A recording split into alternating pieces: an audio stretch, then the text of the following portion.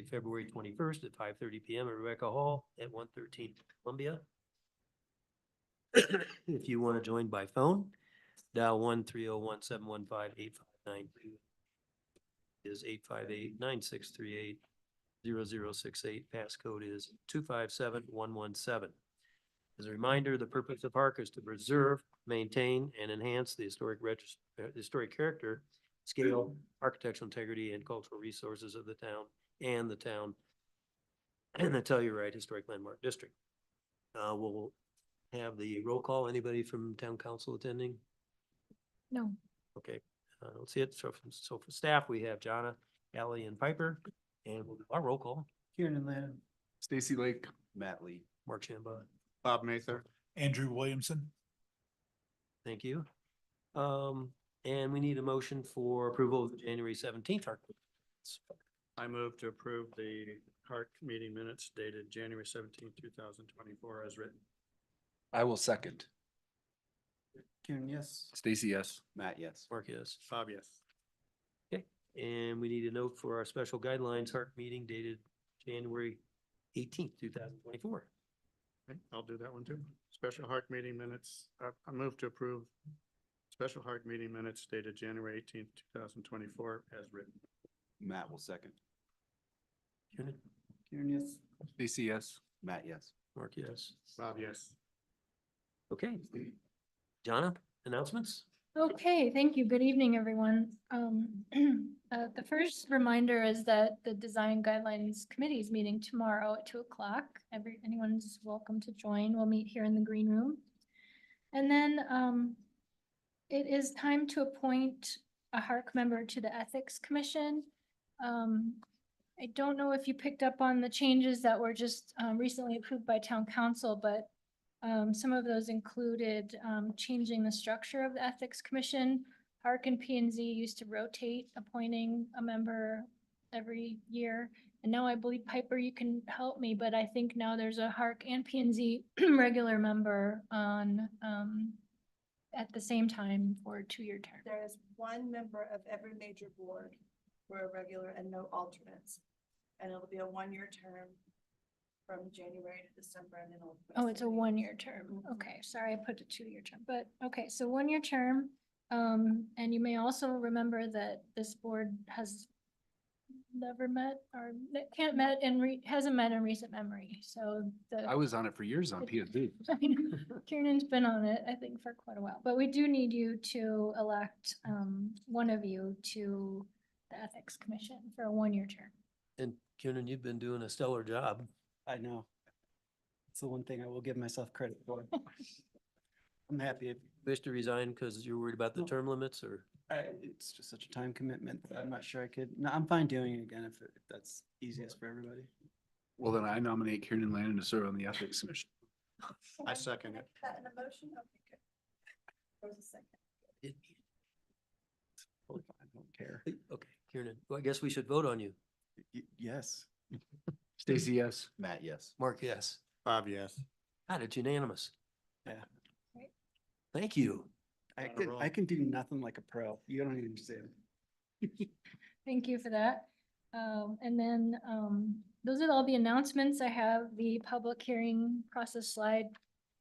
You Oh, go over okay. that, Mark. I had one question. Do we still want to try to have an hour and 15-minute meeting prior to our March for a mini strategic planning on how we could be better? It's a question for the board. I don't Okay. think we've discussed it with the board. What's the date? Well, our next meeting, I don't know, March 7th, but I mean, John and I discussed a little bit and thought, everybody's so busy, we don't have half a day like we usually do. So I thought, well, could we do an hour and 15 minutes prior to the next meeting? And we'll have an agenda out, but basically kind of grade ourselves and then answer the question, what is it we could do better? In what ways could we be better? But I don't know, first of all, how the board feels with an hour and 15 minutes to dedicate to a midterm self. On the 20th. It'd be March 20th. On the 20th. I feel like we just did something like that very recently. Last February. A year and a month. Seems like yesterday. And the design guidelines were one of the things that came out of the meeting. It's true. I'm fine with meeting early. Where you got an hour, 15 minutes? So meet at what's it? 4 o'clock, 4:30? Uh, 4 o'clock, I guess. 4 o'clock. Okay. Yeah, then gotta eat. On March 20th. And we'll put out a couple questions so we can kind of come and focus, get a little laser focus on some areas of improvement and or take any ideas, any and all. So 4 o'clock, you said? Yes. Recording in progress. And finally allowed me to join. And you'll need to turn off your volume. Yeah. And that it will hopefully allow me to do that. There we go.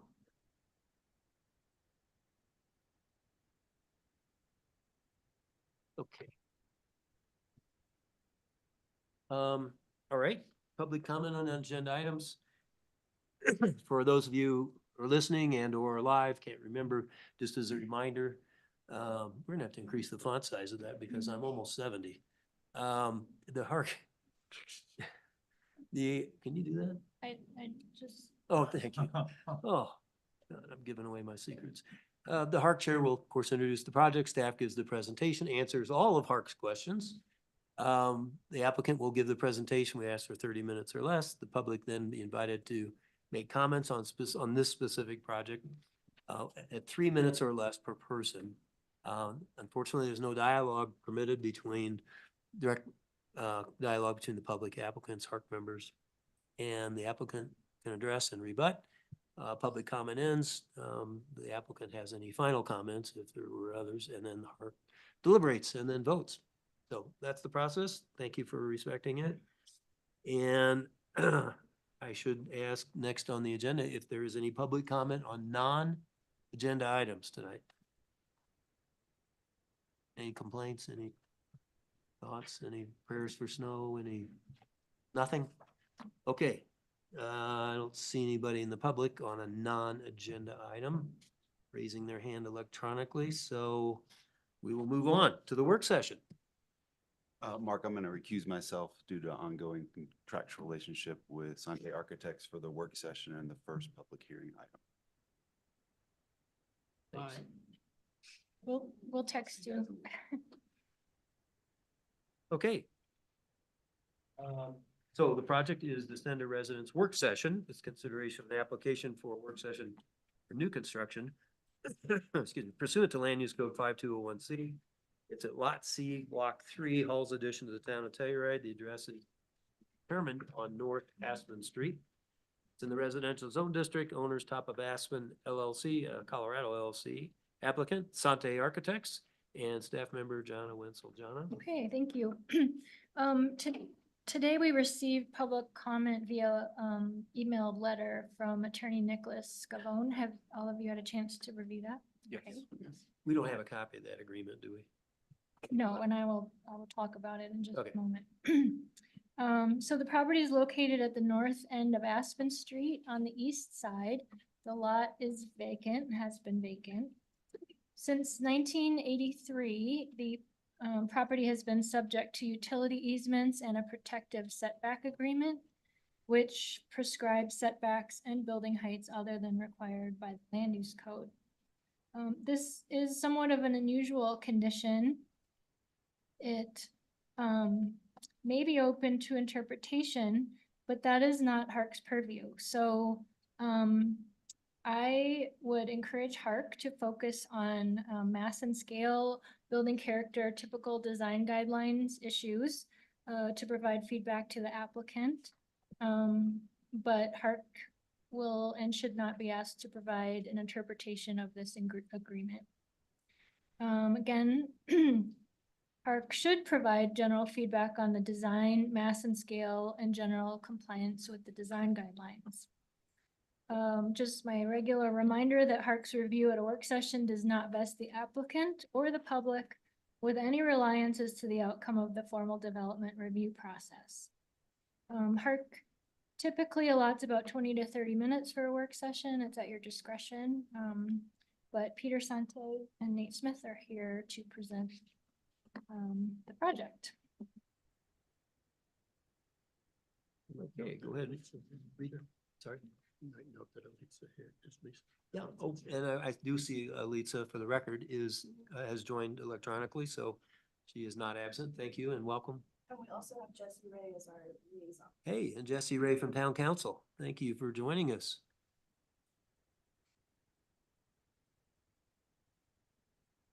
And read your name in the record and we'll get started.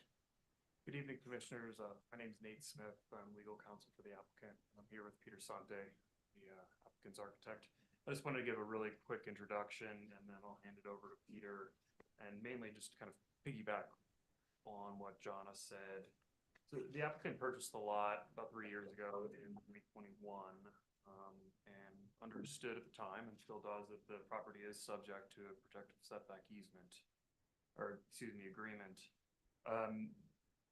In reviewing all that and in the due diligence I did, we noticed there's some funny things going on with historic surveying errors of the lot size and rather rudimentary depictions of building envelopes, things of the like. Peter has done his best, as he will show you, to design a residence for this lot that is compliant with the setback agreement.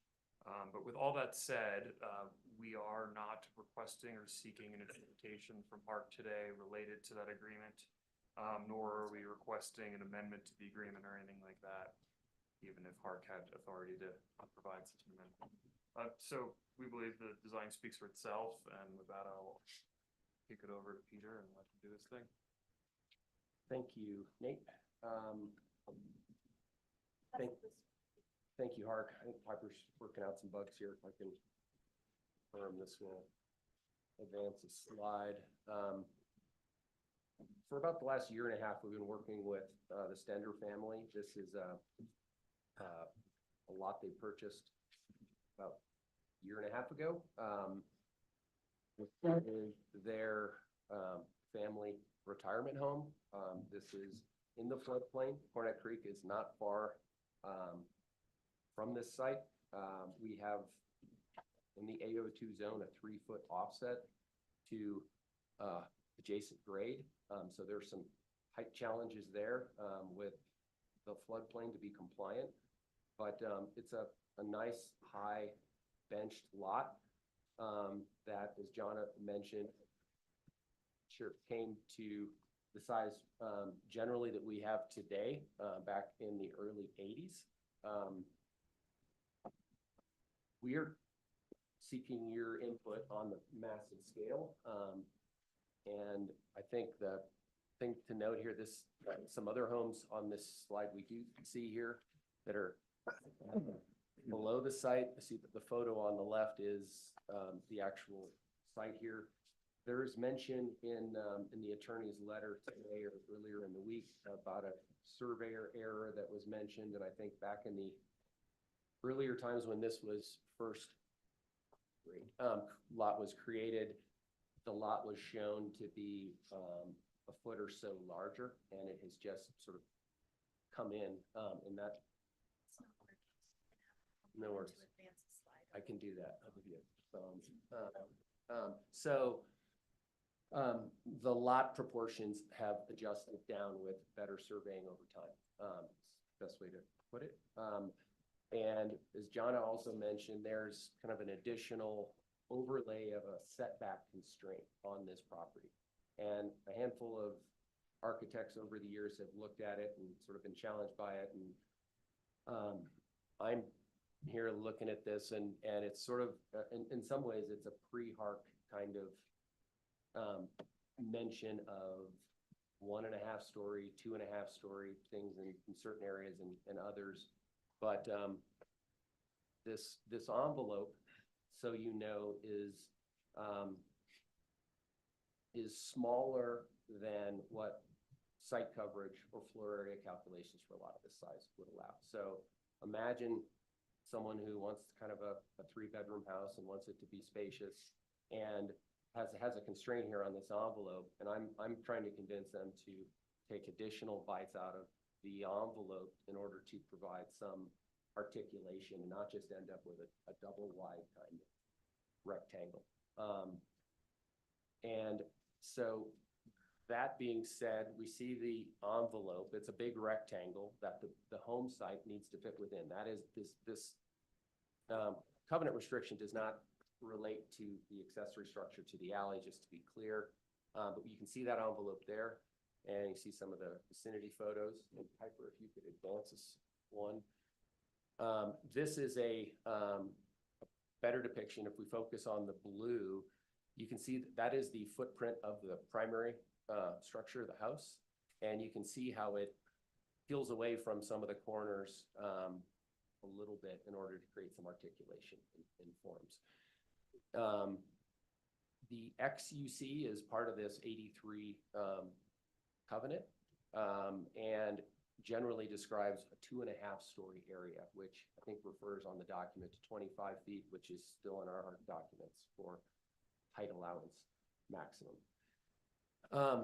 And describes 1.5 stories elsewhere, or infers it. It's a pretty vague document and is quite open to any number of interpretations. But I think I understand that much, I think, correctly. Could we go another slide?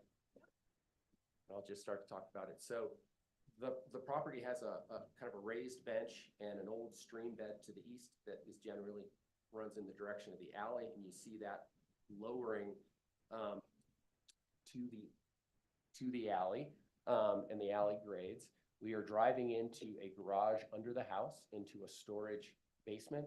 Can't be livable, and that is underneath the deck off of the living room and that living level above. There are 2-story sections. It's 2 bedrooms upstairs, 1 on the ground floor. I said it's a 3-bedroom house. There's an accessory structure that is height compliant as a shed form.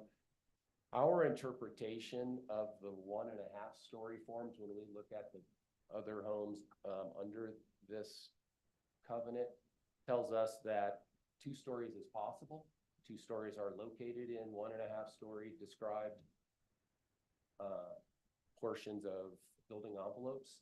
But that what you're seeing here to the rear and similar to the front are articulation of roof forms and architecture that steps down to the alley, and it follows the topography and sort of reminiscent of the shed form as well at the accessory, but does allow for some 2nd-story function for one of the bedrooms on the 2nd floor. And to the street-facing gable dormer, that is a portion of a bedroom there, bedroom 2, and it is not unlike the majority of homes on North Aspen on this side of the block that have some either primary gable or a dormer gable facing the street as well. Otherwise, primary form is a east-west gabled, so you take that back, a north-south ridge, 2-story gable. And there is a front porch over the full width of the house. There is kind of a meandering path. This is at the tip top of North Aspen, and it feels like you're half to Judweeby Trail at this point. It becomes narrower, and there's no parking, and it's pretty naturally vegetated. Yeah, no, this is great. So here's an alley sort of perspective, guys, from a little bit from below. You can see kind of into the back garage. You see a stair that gets you to the accessory 2nd floor, as well as to the living area off of the deck there. And you do see a street view or 2 from above and from below.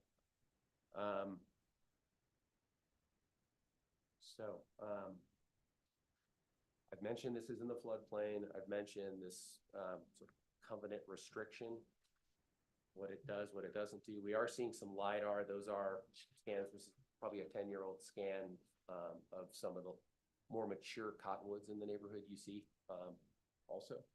But our client has very curious to hear HARC's comments. We have sort of been whittling away at this for a while, and very much appreciate your time. Any comments you get. Thank you. Okay, thank you. Okay, well, first of all, thank you for doing a work session. That's always helpful, I think, especially on difficult lots. And so with respect to feedback, John, I had a number of very relevant points to this particular project on this setting.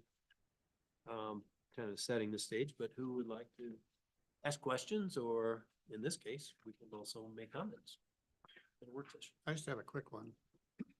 A quick question. There's parts of this protective easement space, I'm not gonna get into whatever, but part of it says you can only build so high. Other parts say you can do a different height. Are you compliant with that? Which part? The heights within those sections of This the, is a height compliant application in the town of Telluride. but is it compliant to the protective easement? I don't know who gets to judge that, to be honest with you, Bob. It's not the town. It's not, therefore not HARC. Yeah. I think there are three parties that are party to this agreement that might have different opinions, and I don't. I can say, I believe it is compliant based on my view of the other properties that are covered under this covenant that have 1.5 story elements, that have two stories of use in those areas that are built. So what you make of it, what Stacy makes of it, or Nate makes of it, I think it's, frankly, it's a conversation. It's not as rote as John's, or the land use code. It's very cryptic and rather old and seldom referred to. So I believe it to be compliant. I have confidence in that, but I doubt that the neighbors or the neighbor's attorneys are in that, of that belief at this point. Okay. And I think we can look at context of the neighborhood also to comment on the height. Yeah. Go back, Yeah. well, when we get to that, but good question. And I just wondered, it looks like there's there's several different sections of this protective easement area. Is there a height restriction in this one and not in this one, or is it different in each one? Doesn't matter. Doesn't matter, okay. because just- we're not to adjudicate. No, I understand. It's that. hard for us I to understand. get used to that on But- height. I do think Bob's probably his questions was similar to the one I was gonna ask. It appears to me there's a couple of roof forms, and Jonna alluded to them in the memo by highlighting certain sections of the guidelines for us.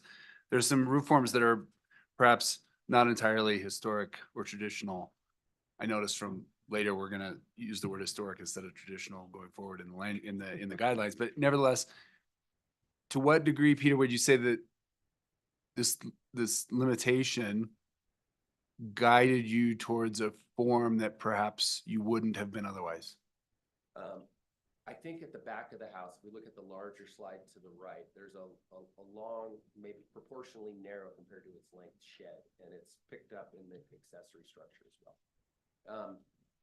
My view over time has evolved on this, and it's kind of like, what do we make of this? How do you interpret it? How do you, and come to some conclusion on what you think you can do, or, coming from a background in HARC. So my early interpretation of this covenant had to do with, I think, 1.5 story generally does refer to 16 feet or similar kind of proportion to what you see with accessory structure height limits, where you have second stories, but they're not as big as the ground stories. There's usually a balance in order to get some, but less than what's below. I had a similar approach to the shed at the back of the house, which is, say, a portion of that shed accommodates a 2-story use, but the bottom half of it does not. It absolutely does not. And so my general goal with this form was that it needs to step down to the alley, just like accessory structures or guidelines would like you to anyway. So for me, I felt comfortable saying, yep, we can have 2-story, and I've seen that in the neighborhood covered by this agreement.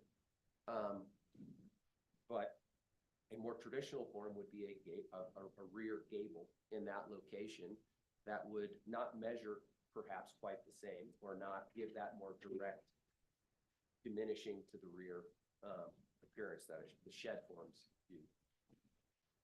Did I answer your question? Yeah, I think it does. Could you go back to the photo that shows, yeah, that'd be good. Let's see. Well, Not sure. That's great when you see all three elevations. In the back? You just, right there. Okay. You know, for me, when I'm looking at the alley, the street, the side, this kind of tells the story. I mean, I don't know how we're gonna get by as Stacy mentioned it, but Jonna put it in the consideration we need to discuss is traditional roof forms. On portions of this roof that are, you know, the long run, how long are those, ridge runs? North, I think it's 20, Some feet, I mean, Yeah, so it's well drawing. below the 40 feet allowed. yeah, no, it's not 30, north to south, that high ridge. 28. Yeah. There'd be a chance to have more separation. I mean, maybe you're just boxed in with the garage in the back and to have separation when we see this long roof plane, two planes. Are you able to somehow get a little more space between structures under, you know, open space guidelines under, mass and scale? Break it up. I don't know how many feet that is. Well, from roof. another way to look at it is a shed roof form is not atypical. But now there's two of them. The fact that they're so closely related does, it was the first thing that caught my eye, Yeah. for sure. It looks like it goes continuous almost all the way across. And again, since this is informal, and Drew, feel free to jump in, but I mean, because we're supposed to give them feedback, consider one shed roof, but not two, if they could break it up somehow, or how do you think the guidelines would relate to? I know two seems to compound the problem. Let me read. On accessory structures, we've had some shed roofs. I mean, when you read the section, and I'll just read 3Ds. it, let me read it real quick for us. Please. Back to, yeah, that one. Although traditional roof forms are preferred in the transitional hillside treatment area adjacent to the historic district, low pitched roofs or vegetated roofs may be appropriate. May be appropriate. Why? Because there's extenuating circumstances or covenants that are otherwise encumbering. I mean, I think I can work through this myself. I think these are not, like I said, a shed roof is not an atypical form. What's atypical here is that they're as connected as they are, but that was the reason I think for your question and mine. There are other circumstances that have formed this balloon, for lack, you know, we talk about filling the balloon, right? But what about the accentuation of having both? I mean, yes, may provision would apply, but I've never seen one with two like this. I would worry about it a lot more if it were on Aspen. I think it's back on an alley that's very lightly traveled. I could see keeping it on the shed, because I like the way that steps down to the alley and then you have the deck. But then if it's a dormer in the main house, that'll put the project out of order with the, A dormer? well, What? was that what you were gonna propose on the main house? No, I wasn't proposing anything yet. I'm just saying that I think that they could look at a different treatment for the long shed on the main house. And I could see that happening and keeping the Is it- secondary structure. the Is way it plausibly 1.5 stories then? I don't know. I don't know the answer to.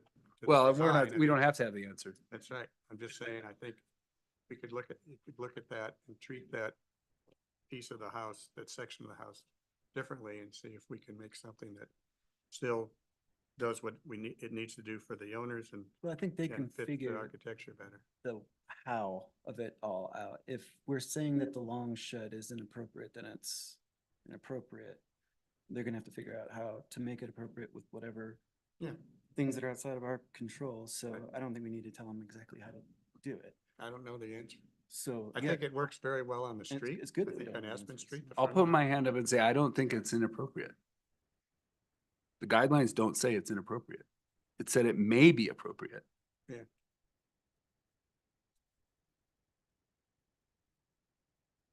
Kieran, you want to comment more? I mean, I think the sheer length of the shed roof, definitely doesn't read as very much historical precedent. And if there was, it would be more compliant to alter that, more compliant to the guidelines. And I think the front, As far as consistency, I don't remember a long shed roof on a house portion. Certainly on accessory buildings, but I'm trying to. Yeah. But, that's I my, don't either. my read on it. Yeah. Well, so. okay, And then, so I think the way the front is structured with the dormer. it's a fairly go back large- to that view, or a better view 3Ds. of it. Yeah, Large dormer, generally not. but you feel it's the size, not the fact that there is one, right? It's like, Yeah, I mean, it would be in more keeping historically be a cross gable than a front dormer that kind of dominate. To me, it takes away from the predominant form a little bit. let's try this into the room. How do you feel about this, while we're on this front gable, and then comment on the long shed roof on the main house? So from Aspen. Right. Well, my first thought was that having a north-south gable there accentuates the mass. It's more visible than if we're an east-west gable. But it's mass that's clearly stepping down now. I think with the full length porch on the front that, oops, sorry, I'm not supposed to do that. I hit it. It does bring it down to the street. And I really think the front facade works pretty well.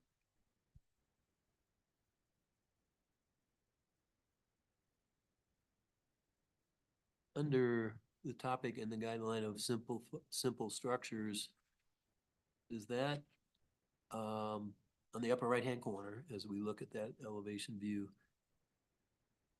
when you go from the front, first part of the house, and then there's a kickback, and then there's that long, I should open up right here. Long shed roof. And what is that in the middle of that shed roof? So the deck, you're talking about the Yeah, white that's part? a deck, yeah. Yeah, there's a deck there. Does that seem to be compliant? Just to give them some feedback, and that is along the street, I guess. Which one are you talking about? In the upper right, that deck, second floor deck. On the rear. Yeah, I was just asking in the name of, I don't have to cite the guy right now, but simple forms. Is that okay? Are we okay? I'm just asking the question. You're talking about the part that's on the lower white Yes, portion of the building? yeah, in the middle. I think that fits pretty well with the Okay, proportions of the house. I think the shed is just a little too big. okay, The other shed, the big shed. okay. Do for any overall mass and scale or? Jump in there. Well, I do like how the structure in the back steps down. But as you guys were mentioning earlier, it just all looks like it's part of one big one.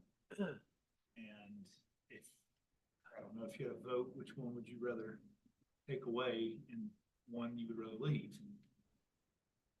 It does do a nice job of stepping down the alley. I gotta say, I really do like that they relate. I'm going in a completely different direction than the rest of the board, it sounds like, and that's fine, because that's what we do in work, especially in work sessions.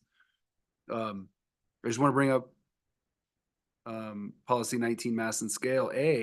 Use building masses that reinforce the perception of the natural topography. This topography steps down towards the alley. The roof form is following it. I mean, I'm not purposely, I guess I am sort of defending the position I just stated that I sort of had, but I think these roof forms work, and shed roof forms are, it says it right in the guidelines, are appropriate. Yeah. It doesn't say short ones are, but long ones aren't. Doesn't need to. It's about historical precedent and making it fit within the context. Mass and scale, and I think the mass and scale does fit within the context. And this isn't historic residential, it's transitional hillside, which also. Very evolved, thank you. I think it's in the article. That's right. Transition. Residential, the transitional hillside guidelines. Well, let's just take a straw poll on, we gotta give them some feedback on the length and or the main structure of the gate or the shed roof. There's a may provision. There's also a strong provision that said must relate to traditional, roof forms. So do we do it twice on one project? I guess they just open the floodgate, or I'm just asking. So, straw poll. Thinking- So whether it's broken up or it's some other mix of roof, Kieran, In my opinion, with regard to the guidelines, I think it needs to be altered. okay, we just say open. And Stacy, you're good. Well, yeah, I'm good. I agree with Kernan. I think it ought to be looked at. I'll go with altered and not suggest necessarily some radical change, but something to break it up. And I think if there was any more separation, I think that just aggravates looking at that same plane going 45 feet. Almost accessory is a little smaller or lower. So I think that's that. I would throw out there also, I think it's great that the front dormer steps down. Could you go back to that one, Peter? But I do think it's so dominant, looking straight head on A301. Can you do A301 once? All right, I don't know if I can pull up that page. I just feel it should be reduced. The guidelines would support reduction. I don't know, A301 looks head on at it. Aspen. Yeah. I mean, well, you guys have it in front of you. Yep. Lower right-hand corner. Just so dominant. So would there be any support for that? Yeah. Well, it's 301, lower right-hand corner. West exterior. You think maybe it could be narrower? Yeah, I just, North to south? I mean, further down from the ridge and a little narrower, height and width a little bit. I mean, Mhm. not cut it in half, but It's big. I'd like to see it looking a little smaller and respectful to the gable. Looks like an addition on A301, looks like coming out, not a dormer. Yeah. Right. So we have two comments so I could far. see that. We should probably talk about parking design. Go ahead, Stacy. Well, Jonna did highlight 16.2, Mhm. minimize surface area paving. It's another tough one. I feel like the parking is where it needs to be given the constraints of the law, and you have to get from the alley to it. Doesn't seem like there's probably a plausible way to have the parking closer to the alley.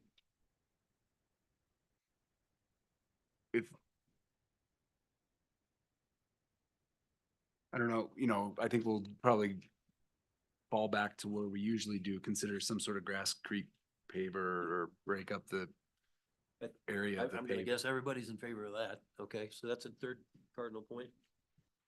And the deck is covering most of that driveway, really. Mm-hmm.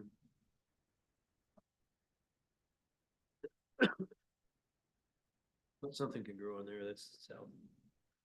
Under that elevation, I think. What else, what about on A300? I don't know, can you put A300 up there? I don't think we can. No, okay. Well, anyway, we can all look at it. It shows the north elevation and that huge double, I mean, we're not getting into the details of fenestration, but as a global window wall ratio, this seems excessive to me as I look at the guidelines. Do we? Yeah, large clusters of glass are inappropriate, Mhm. so per the guidelines. And the only other place I saw some maybe excess fenestration would be on A301 on the east elevation. There's two decks or two floors right on top of each other with four. They do look like 2/3 light, which is good. But does that, cause any I flagged that as well. angst? Okay. You talking about, which one are you talking about? Go on the top east elevation exterior is two, I mean, one set's one thing. And we are, we're not in the historic district, but when I see two double stacked of four in a row, it just seemed, excessive to the window wall ratio. But Karen and I right now are the only two people that have mentioned it. How do you guys? I agree. Okay, I was more focused on mass and scale. yeah, and that's okay. We'll get the windows. Yeah, okay, but Adam, any other mass and scale comments? And again, we're not adjudicating the setbacks, but I wonder if there's anything in that agreement. You don't, Neighbors. get to. Huh? You don't get to wonder. I mean, not No, publicly. no, that precludes HARC from hearing this No, until there's an agreement, no? well, That would be a nice little agreement. to Okay. preclude your I'm house just from asking. HARC. no, I've it seen all doesn't, kinds of agreements. yeah, we've run into some strange ones lately, but Okay, as far as I Any- can tell, it does not. any other dialogue from the applicant on things you heard? You want any other feedback, or have we given you something? I appreciate everything I've heard, taking a good amount of notes here, fill the page. I'd be curious, John, if, I know we're sort of sensitive on time, appreciate everything we've heard. If public comment would be appropriate. Oh, yeah, no, we're gonna do public comment. Great. Yeah. So I think we're all done here, so let's hear from public. I think maybe we'll. Please read your name in the record. Where do you want them to stand, John? Well, in the middle is fine. Mics will pick it up if they just stand right there in between you. If you'd like. There's someone who wants. We're There's, not ruling on setbacks, but anything on what we're looking at, mass and scale, please, or heights. there may if be you- someone on Zoom who'd like to raise Okay, their hand, you got one? maybe. I don't see anybody on Zoom. Okay. No, okay. Because I saw in the email that the neighbor was gonna be here. But now they're not. Okay. All right, well then, guess that's it. Thank you very, very much. Good luck to you.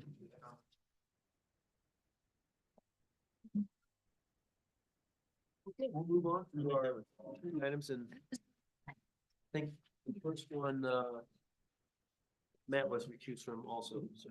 Yes.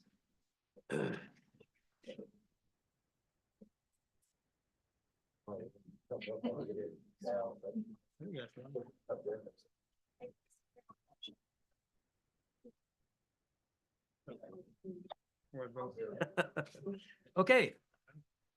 The first public hearing item is a CA extension for the Bell Building. Renovation. Almost 3 years ago. Consideration extension of the certificate of appropriateness 10793 pursuant to land use code 7203A3 block 3, lot 31, town of Telluride. It's at 217 West Colorado. It's in the historic commercial district. The owner is Bell Building Partners LLC, applicant, Sante Architects, and staff member John Wenzel. Okay, thank you. So, 217 West Colorado Avenue is on the north side of the street between the New Sheridan Hotel and the Nugget Building. I'm sure some of you remember this from when it was in 2021, when HARC approved a large-scale addition and remodel of this non-rated building. The HARC approval will expire on March 19th, 2024, so in a month, if not extended. The land use code allows CA extension requests of up to 3 years. The applicant are requesting an extension of 2 years. The land use code provides 2 criteria for CA extension. Criterion number 1 is that the applicant can demonstrate a legitimate need to delay the start of construction. The applicant has provided a narrative that's in the packet that describes concerns over rising interest rates and financial markets, as well as rising construction costs. So HARC must determine if the applicant has demonstrated a legitimate need to delay construction, and I'm sure they'll talk to you more about that. Criterion number 2 is that the request for extension must be submitted at least 2 months prior to its expiration, which has been met. I provided 2 possible motions in the staff memo. HARC may choose to either approve or deny the request. HARC may not make any changes to the approved plans at this time. You may either approve or deny the application to extend the existing approved plans. You can approve with a requested 2-year extension, or you can alter that, depending on what you see is appropriate. I'm happy to answer any questions. Peter's still here. We have Tom Kennedy and Stuart Seeligson. Any questions from the board? Not, let's hear from the applicant. We've been pretty flexible on these. Go ahead, state the case and we'll move. Yeah, Tom Kennedy, attorney for the applicant. Stuart's with us. He's the owner and the owner's rep. Peter's here as well, having worked on the application. I mean, I think our narrative lays out the thinking and the rationale for the request. Given the uncertainty of the financial markets, we're very interested in the project. We remain committed to it. We're looking forward to moving forward on it, but we're just trying to make sure that the conditions are a little bit more favorable, positively going through the process. In terms of the financing market, things like that. So that's really the justification for it. Stuart can add to it, expand upon the efforts of what we're doing. Necessary.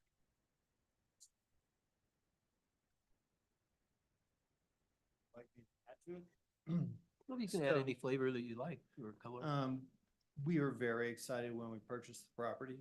We were hard charging. We engaged Sante Architects. And Peter will tell you that we took it all the way. We were within weeks of pulling permit. So that means there was construction drawings in place. That means all the engineering was completed. And then Finbro was our GC, and they were in the last part of trying to get their budget together in April of 2022. And as we all know, that is when the Fed started raising interest rates. It was 18 months of raising interest rates and a very difficult business environment. We have stayed engaged with the project. We have continued paying Sante Architects to try to find ways to stay within the HARC approval and find alternative scenarios. And we continue, we probably have, a long road to go to look at some alternative scenarios, but frankly, the business environment is the key factor in this case. Okay, any questions from the board? Any public comment? I don't see any on Zoom. So we've been pretty consistent on this. They're only asking for 2. So we considered asking for 3, and then we huddled and we just thought maybe it'd be more appropriate, more appetizing to HARC if we just asked for 2. I think it shows there's still some urgency, so that, I think that's good. The only question I had was certainly get the interest rates, but do you guys have any data showing construction costs might be falling 2 years from now? What? So, you're in the business. I'm asking, I'm always looking for data points. So, primarily what we've seen is rather than a, falling, building costs, is more of a contracting contingencies. So, which in effect would lead to the same thing, because especially back in 2022 and through 2022 and 2023, that, these budgets had big contingencies in it. So as prices stabilize, hopefully construction costs, those contingencies get smaller and you get more confidence in these projects. Okay, thank you. Okay, any board deliberations, discussion? I'll make a motion if you want. Go for it. I move to approve the request to extend the original certificate of appropriateness number 10793 for 217 West Colorado by adding 2 years to the current March 19th, 2024 expiration date of the original CA based on the following findings, 1, 2, 3 as stated. I'll second that. Okay. Keenan, yes. Stacy, yes. Mark, yes? Bob, yes. Andrew, yes. Good luck. Thanks, everyone. Be back. Okay, somebody want to I text? texted Matt. Oh, you are, okay, good. I'll go ahead and introduce the project, just to keep us going. Second project is also a CA extension.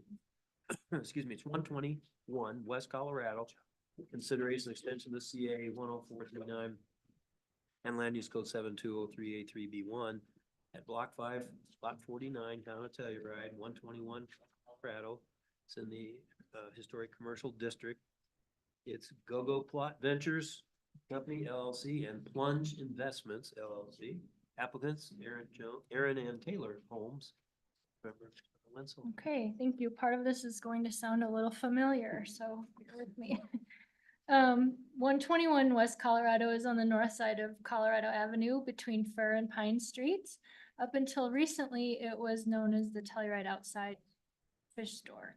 In 2018, HARC approved the demolition and the new construction of this site. In 2020, HARC approved a 3-year extension of the CA, and Town Council approved a 3-year extension of the vested property rights, which are valid until August of 2024. There was a CA amendment that was issued in 2023 by staff. CA amendments do not extend certificates of appropriateness, only extensions, official extensions do. Once again, I'll remind you that the land use code allows CA extension requests of up to 3 years.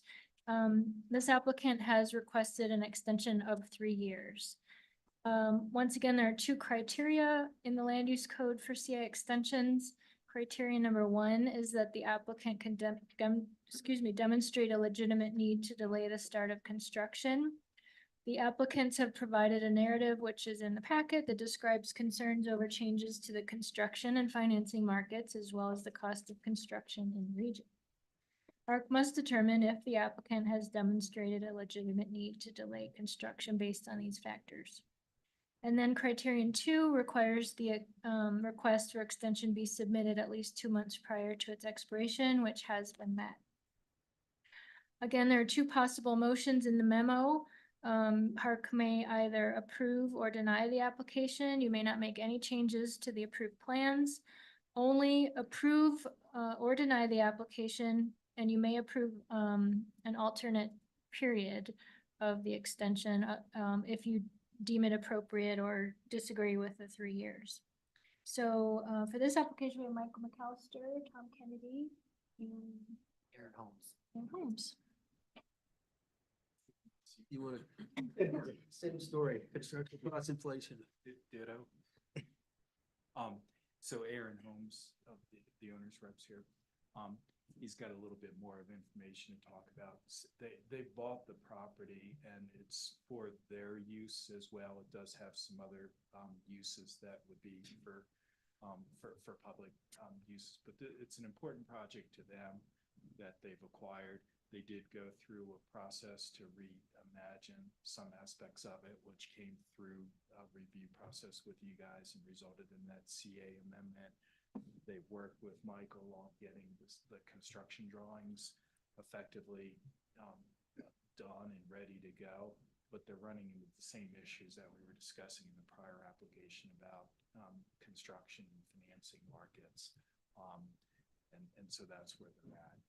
Aaron can add a little bit more color to it. Yeah, so we acquired the building, I think, back in 2021, and we had the plan to just start development immediately. I think it made sense then. Of course, that, as the last applicant said, 2022 changed everything, and it wasn't going to be a smart business decision to start construction then. I personally think it's going to take a little over 2 years, right in that sweet spot between 2 and 3, to where everything kind of comes back down to normal. And then we can pull the trigger and finish off the development, which we originally planned for, keeping it all into the family, owner operating the 2 business concepts that we created, already branded to fit into the space itself. and help, grow the town of Telluride. And you're ready to go once the market's stabilized, with the plans. There haven't been changes in the land use code that would have resulted in a different type of building product. We don't need to come in and make modifications because of changes to the land use code. So I think there's, from that perspective, it simply gives them time to be comfortable with how the financing markets are. And as soon as it gets a little bit more attractive, they are ready to go, particularly since the construction drawings are. We have our last meeting tomorrow on the design guideline change. The CA extension freezes them under the old guidelines, just like. Yes, Okay. under the guidelines, Yeah, not the land. Yeah, not the, Yeah. and I really can't think of any guidelines. Anyway, it's not relevant, so. Okay, questions? We've been doing extensions. Public comment? Thank you, Piper. Okay, there's somebody, no deliberations? I think it's I'll do appropriate. it again if Yeah. you want. Another motion? I'll make a motion this time. I went to all the trouble to download it on my. Your turn. Your turn, in your turn. I move to approve the request to extend the original certificate of appropriateness number 10493 for 121 West Colorado Avenue by adding 3 years to the current August 17, 2024 expiration date of the original CA based on the following findings 1 through 3 as stated in the staff memo. I'll second that. Kiernan, yes. Stacy, yes? Matt, yes. Mark, yes. Bob, yes. Luck to you. Thank you. Thank you so much. Appreciate it. Yes, we did. Right, inflation and construction costs are down. Thank you. Okay, Have fun. we'll move on to our second to last full public hearing. 438 West Columbia is consideration of a small scale application in historic residential zone district for an existing to, or addition to an existing, building that will increase the structure's floor area by more than 25% and result in a building that will contain more than 1,000 square feet, but less than 2,500 per land use code 7, A1, B3. Legal description is block 29, block 4, West Telluride Edition. It's at 438 West Columbia, Zone District Historic Residential. Owner Marjorie Clifton, applicant Chris Papar, and staff member Jenna Wenzel. Okay, thank you. 438 West Columbia Avenue is on the south side of West Columbia Avenue between Townsend Street and Aspen Street. There is currently a house on the property that was built in 1986. The site slopes from north to south with parking access from the alley.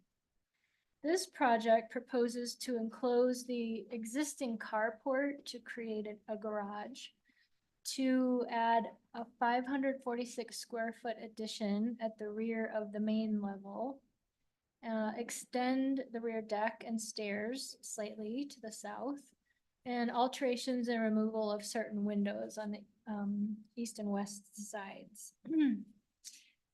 Staff recommends approval of this application with 7 conditions proposed in the memo.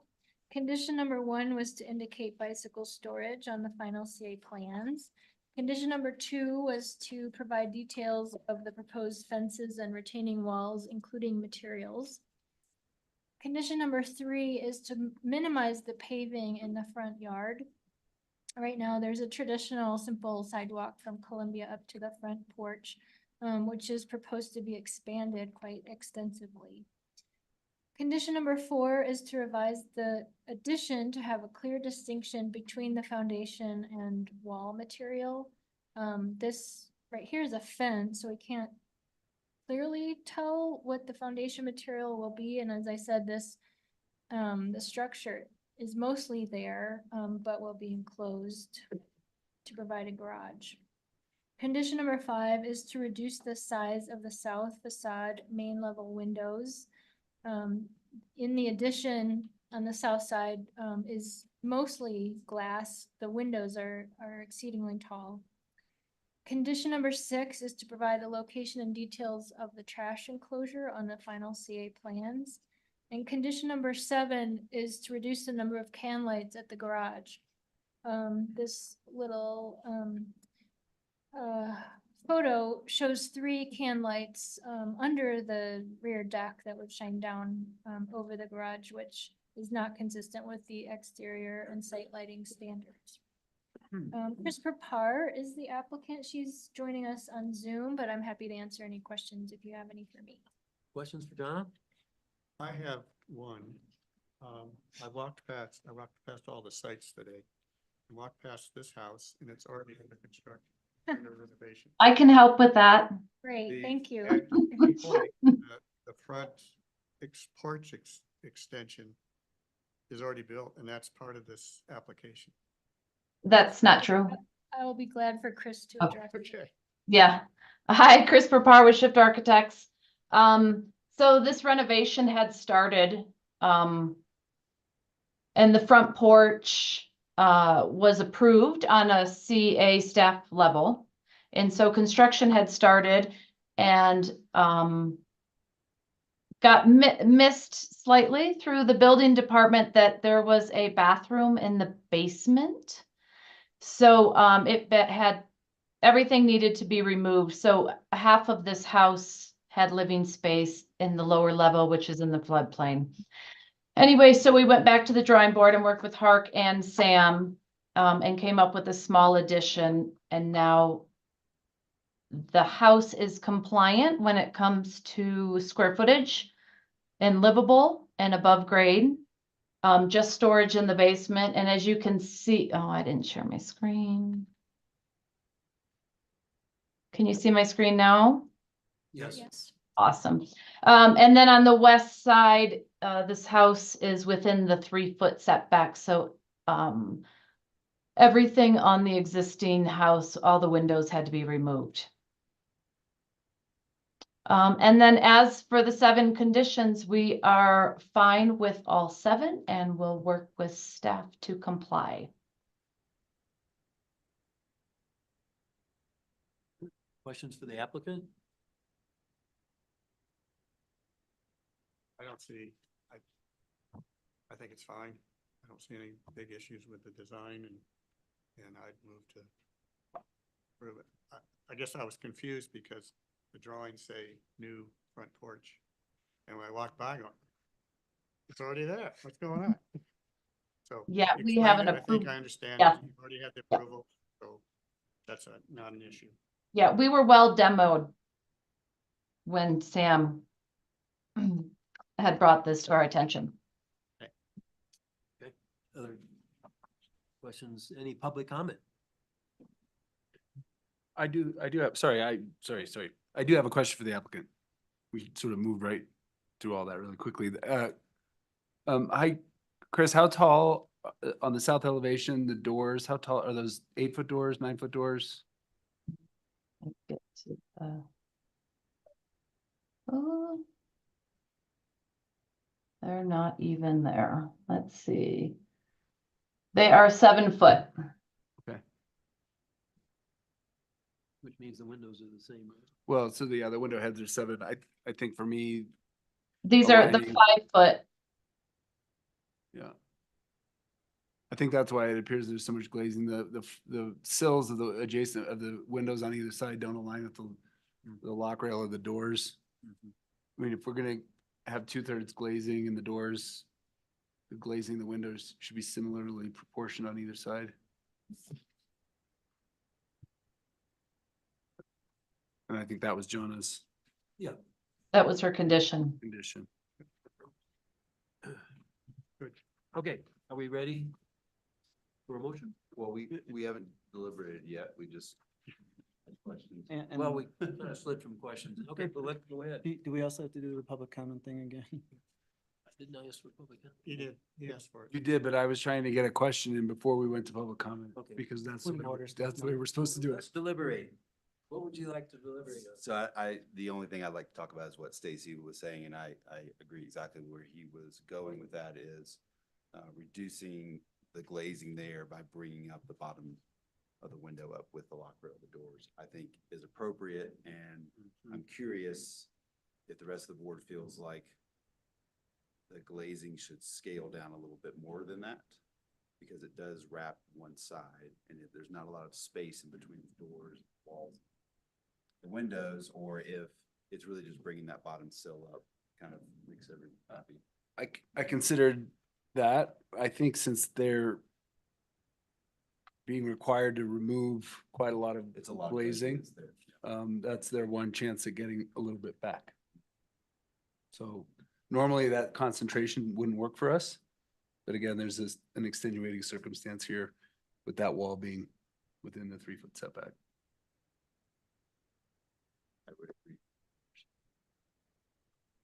Any other deliberations?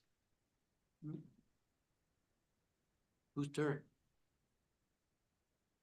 Matt, your I don't have the. I'll do it. I got everything. All right. I move to approve the small scale application at 438 West Columbia, lot 29, block 4, West Hilliard addition. Based on the findings in the staff memo dated February 21st, 2024, and with the following conditions 1 through 7 as stated. This motion is based on evidence and testimony provided at a public hearing held on February 21st, 2024, with notice of hearing provided as required by the Telluride Land Use Code. Revised plans incorporating the conditions of approval shall be submitted within 60 days of this approval, or this approval becomes null and void. Unless otherwise indicated, the revised drawings or certificate of appropriateness must be a complete set with any changes to the drawings filed and labels, and any changes to the drawings beyond the conditions of approval may result in more than one submittal being required. I'll second that. Jim, yes. Stacy, yes. Matt, yes. Mark, yes. Bob, yes. Okay, thank you. Good luck. Chris. Thanks, guys. Thanks, Chris. Okay. Rolling right along. So Mark, I need to recuse myself from the next application as well. Another Sante Architects project. See you in a few minutes.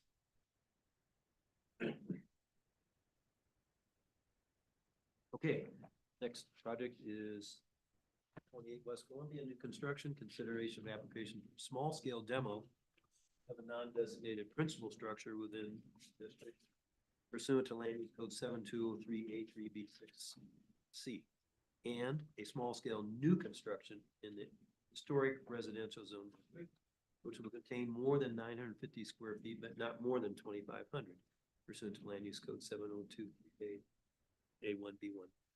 It's at block 19, lot 6B, town of Telluride, at 228 West Columbia, in the historic residential district. Owners are 228 West Columbia LLC, applicant Peters or Sante Architects, and staff member John Wenzel. Okay, thank you. I did text Peter come back, so he's on his way back. But I can proceed. This property is on the north side of West Columbia Avenue between North Oak and North First Streets. The north-south alley runs along the east edge of the property. The existing two-story structure was built in 1976 and is not historic. There are several rated structures in the vicinity. So, in 1992, Lot 6A and Lot 6B were replatted with a note that said Lot 6B was limited to one structure and a height of no more than the existing structure. Maybe you recall this coming back through HARC at a work session last year in November to discuss the proposed new construction. We discussed at that time an increase of the height. And the applicant went to P&Z last November to request that the plat notes be amended so that the height is revised, the height restriction is revised to no more than 4 feet higher than the existing structure. That's what was approved, and the new proposal is compliant with that height restriction. So again, the project is proposing demolition of the existing structure, which is this little kind of two-story garage, and new construction of a single-family residence. HARC may approve the demolition of a non-rated or non-designated structure if all of the standards A5 through A9 are met. And again, at your place is the motion for demolition, which I failed to put in the staff memo, but it is before you on your desk.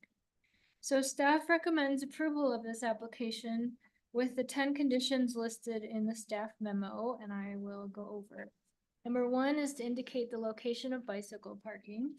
Number 2 is to provide a planting schedule with species and quantities of plants and tree materials. And number 3 is to label the height of the new fences. Condition number 4 is to provide stepping down to the rear of the lot. This is a small lot. It is constrained. There's an easement in the back. And the structure is pushed to the north or to the rear of the lot, but there is really no stepping down at the rear, consistent with HR number 1882. Condition number 5 is to eliminate the 3 openings in the roof above the east facing deck. These are kind of skylights with no lights in them, which is unique but not traditional, especially in the historic district. Condition number 6 is to provide a front porch of substantial size to function as more than an entry landing. Again, the lot is quite constrained. The front porch is situated on the western side of the structure, but it functions exactly like an entry landing. So you might discuss that with the applicant. Condition number 7 is to revise the corrugated siding to be a more traditional material. It's proposed quite extensively towards the rear of the lot, but again, not typically used in the historic district. Condition number 8 is to reduce the number of skylights. 6 are proposed in addition to the routes. Condition number 9 is to revise the integrated handrail lighting at the front stairs to be step lights. And condition number 10 is to reduce the number of light fixtures on the north and east side of the garage and east side of the stairwell. I'm counting 6 fixtures at the northeast corner of the structure. So once again, there are 2 motions needed, one for demolition and one for new construction. And Peter Sante's back to represent his application, and I'm happy to answer any questions if you have any for me. Questions for Jonna? Okay. Let Peter share your screen and read your name in the record again. Back. The Atwood family. Piper's getting me teed up here. She's a pro, doing 6 things at once. So this is the second time you guys have seen this. It's a brief work session. John went through multiple other steps getting us here. This is the existing condition that's kind of cute, funky, I'm gonna say 1960s-ish apartment over a garage. We spent a good part in the last year responding or trying to work through height restriction. We still have a limitation 1 structure on the lot, which is we're fine with. That's still with the plat, but the height restriction was amended successfully a couple of months ago with neighbors' support and P&Z and HARC R&R as well. We have, and I will say what comments we received from, I'm not able to advance this, so I need to, I'm sorry, I just need to flag you, don't I? Or give you a thumbs Well, it up? should be working. Let's try it again. Okay, oh, it does work. Okay, so Jonna gave us 10 conditions. I'm just gonna flash through these real quick. We're gonna agree with a good number of them correctly and talk about some others for board input and so on. So I'm trying to do this quick. This is what it looks like today. The apartment behind the historic home on the corner that did receive its garage in the 90s or somewhere in there. This is a front elevation of our house there on the right, kind of looking up under the front porch. This is a 2-bedroom house. It is in the floodplain. This house, the living entry level needs to be 3 feet above highest associated grade anywhere else around the site coverage. So those are steps that get us up to that 3-foot elevation, from a landing. And so we've got the garage here, the near neighbor on the west, and we have a unbuilt, nice, sunny and treed yard in front of the SMBC house to the east. So here's the 10 conditions. I think off of the bat, 1 through 3 we agree with, 9 we agree with. We can sort of note up follow-up drawings for CA or to satisfy that. We can chat about that more, as might be helpful, but I will not say more on that unless prompted from you guys or Jonna. So let's talk about number 4 and 5. These kind of live together, and Jonna mentioned this as well. Provide stepping down at the rear of the lot consistent with HR 18A2. And 5, eliminate the 3 openings in the roof above the east-facing deck consistent with the HR 19A1. 4, I am going to argue now that I do think the house, it's not that it steps down, I would agree with Jonna, but there are things going on that help, and the lot comes up quite a bit. As you can see in the back, there's a 1-story element of wood under the gable, and we have a garage clad in a corrugated rusted metal. We have a trash enclosure there on the north property line, a transformer as well. These are all scaling elements along with the topography that comes up on a rather steep alley. So to me, and I can flash through some more of this view, I'll go one more. We'll notice the eave change. This is the 3 openings that without skylights. And this is the proposed solution for you guys to chew on or comment on, whether you think it's successful, less so.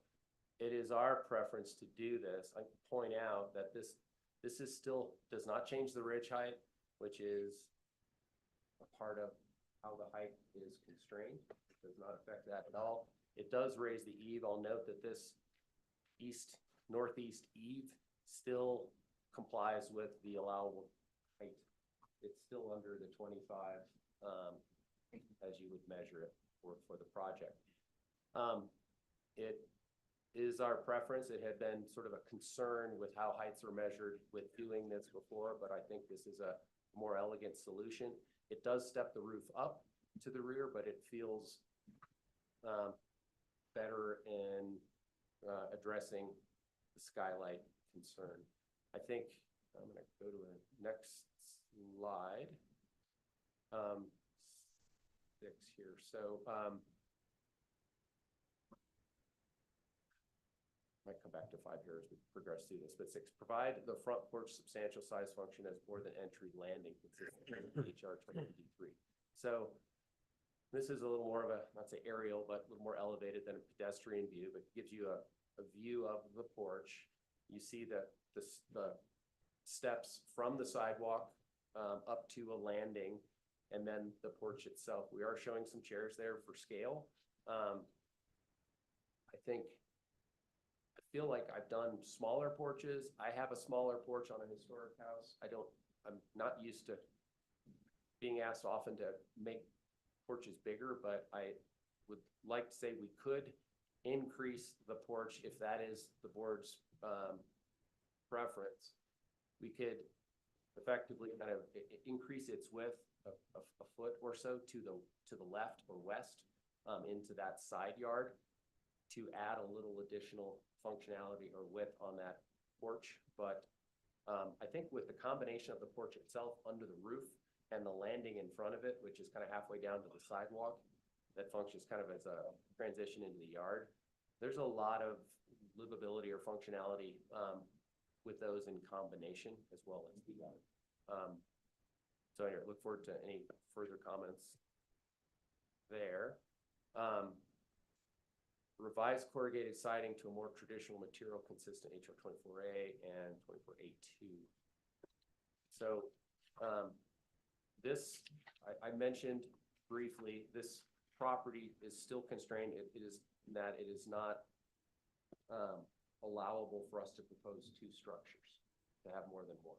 And this has a house on an alley, and a comparatively small lot.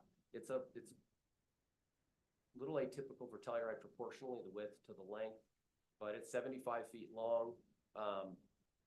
And the garage is necessarily attached. It feels like a nice transition from a more formal front to a more alley appropriate kind of finish to the rear at the garage.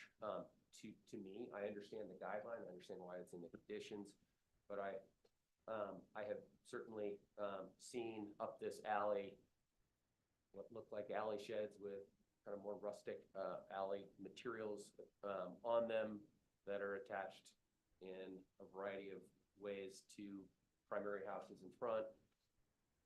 I think this is a nice combination of, I'll call it the mullet, the more business up front and the garage attached in the rear. Look forward to comments on that. Whatever you guys think on that. Here's again another image of the. I'll point out, I've mentioned, so this driveway, in order for this to work, it's a unique one for me. This is a heavy bar grade driveway. So it will drip through. This surface it cannot be our highest associated grade, or we'd be 3 feet short and messed up otherwise. So there's a grade 3 feet under this driveway. With this slide up, this bar grate and this alley-like rusted material, that bar grate is raw steel. We have raw steel planters. We have a trash enclosure. We have a variety of fences, et cetera, that really kind of live in that family of material. Feels good to us. And if rusted on the house needs to change, I think that's doable. But we do have quite a bit of things that are going to need to be steel in our mind and not have to be painted as well.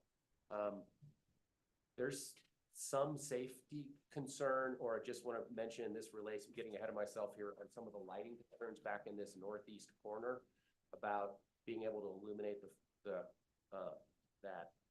bar grate driveway and the front of the garage door to be able for that to, there's some slope in adjusting to the steeper alley and getting that to work. It's not awkward, but it's not flat. And I think there is some practical lighting at times of the day or seasonally where that feels appropriate to us. But I do have some things to highlight here, which I will get to. We touch on the skylights, or the number 8 here, reduced number of skylights consistent with HR 25F.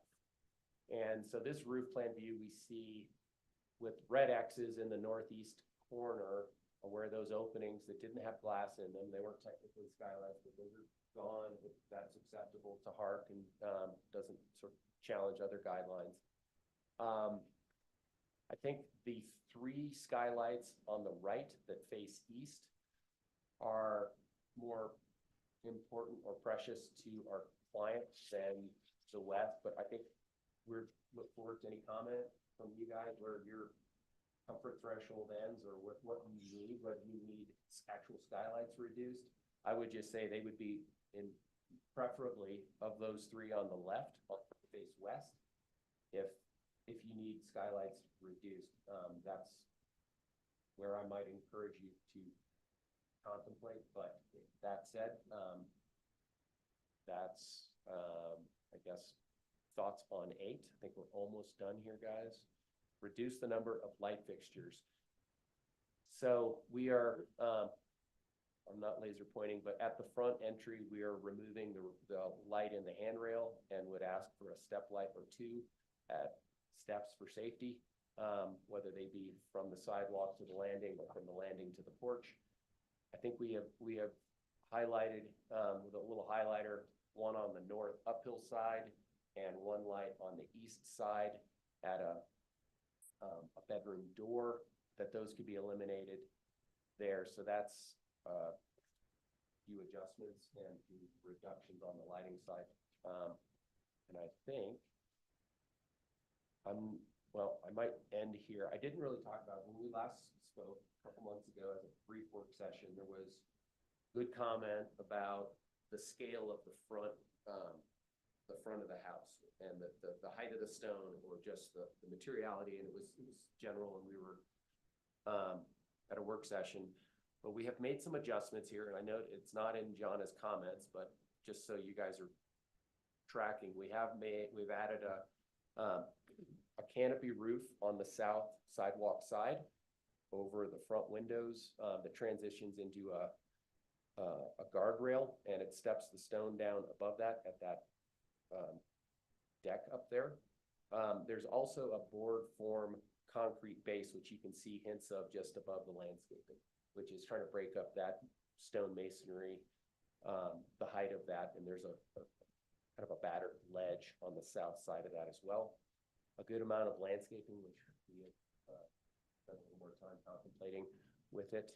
I will note there's, I think, a good amount, we don't have a large width, but a good amount of plantings, as you can see, along the sidewalk edge as well as the alley edge to try to create some privacy or some landscape interest there as well. So I probably have missed something, but happy to answer any questions or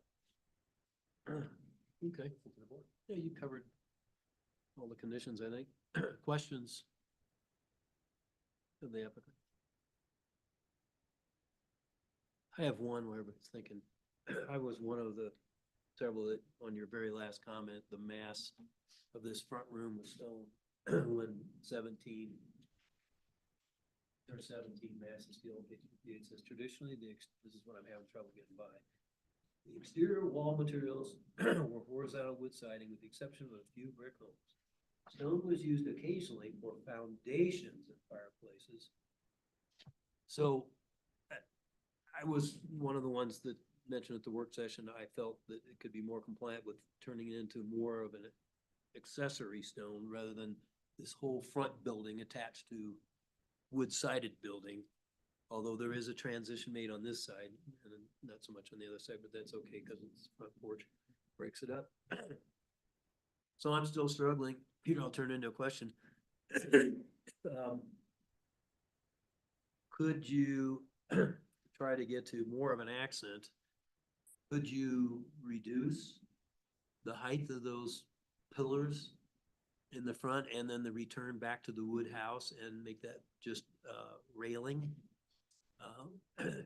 It just feels like volumes of this stone building attached to a wood building, which is not traditional and not for page 58 on 17 introduction here. Could you do that? Yeah, the More of a railing across, around the side so that the pillars don't go up so high? Which was your policy guideline? I'm on 17, mass and scale, HR, and I'm on the top of page 58, the first paragraph. Traditionally, exterior wall materials were wood siding with the exception of a few brick homes. And stone, it says specifically stone wood, just, you know, for base foundations. I mean, we can speak for together, but I'm not opposed to having, you know, pretty strong stone element, but this seems overwhelming, particularly I can't get over that guideline. It's a stone building attached to a wooden house. And so my question was, could you reduce the height of those two corner columns spacing south and then carry back to the wooden house a railing rather than this huge stone wall? That's a question. Yeah, so the stone you're seeing and with the cap rail above it is roughly a foot of guardrail, to your point, which 2 feet more that would be visible on 3 sides to do, I think we're talking about lowering the stone to the degree you can. You can do that. I think the guardrail becomes a much more prominent instead of sort of an accent capping this. It becomes more of a notable 3-foot strip of something that you're seeing the bottom of as well, which can be detailed a variety of ways. To me, my concern about that, Mark, just to answer the question, it had more to do with how visible that deck or that terrace becomes. Not so much for the occupants, but for the town in seeing seeing that. And I think so we were trying to find the right balance. And I would say we're open to direction on, there's a balance that lowers that. But I think we have looked at that, and showing 3 feet on all 3 sides did sort of present us with a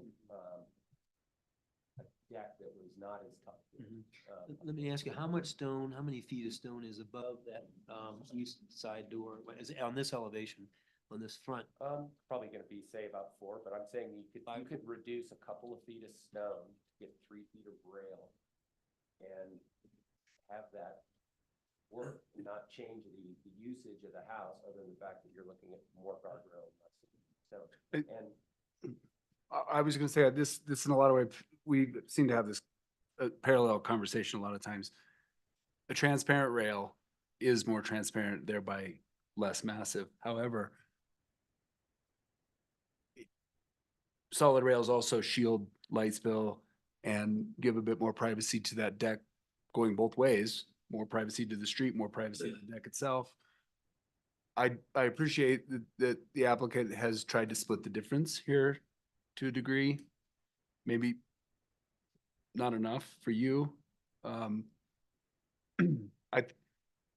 Peter, could I ask you about this stone appears to be a fairly rustic stone, fairly large block stone. Is it meant to be more rustic? I mean, I've been involved with projects where stone was eliminated and we went with brick instead. right. That would make this a much more tailored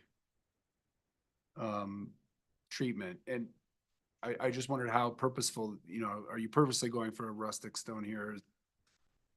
I think, I've done stone in different ways, and there's very kind of direct and pillowed and formalized regular stone, and brick, and brick is not an inappropriate material, and if it's the board's preference, I think, we can sure as heck do that. I think to describe the stone, I think not trying to make it as formal or dressed and sort of regularized, maybe the way brick is, or sometimes that kind of stone comes off. It is somewhat more varied, but I think the mortar and the stone are going to be of traditional sort of sandstone, like buckskin kind of buff color, and all blend, not really leap out and be very active, but be very kind of subtle background as a material. I think that the scale of brick, it's a smaller unit, and you're gonna see more of them, and that's one of the things I personally am comfortable with about the stone, is that there's a variety of sizes, and they're not all dressed and perfect. So this stone reminds me of the foundation treatment of the church across the street. The church, I don't know what the official name for that is, the church house. It seems to have that sort of same size, color. Is that purposeful or no? We honestly haven't gotten that Okay. specific. So there's room frankly, for you guys, if you're like, hey, we have a strong feeling, or there's a lot of consensus here about how to talk about the stone. I think would be great. And, like I said, I think brick is not off the table. I think stone feels better to me. Here for your guys' input. Well, we haven't gone to this, we could revisit this in discussion. Gotta get questions first, yeah. But we want to lay it all out there, Peter, so you get a chance to talk to us. For the rest of this different term.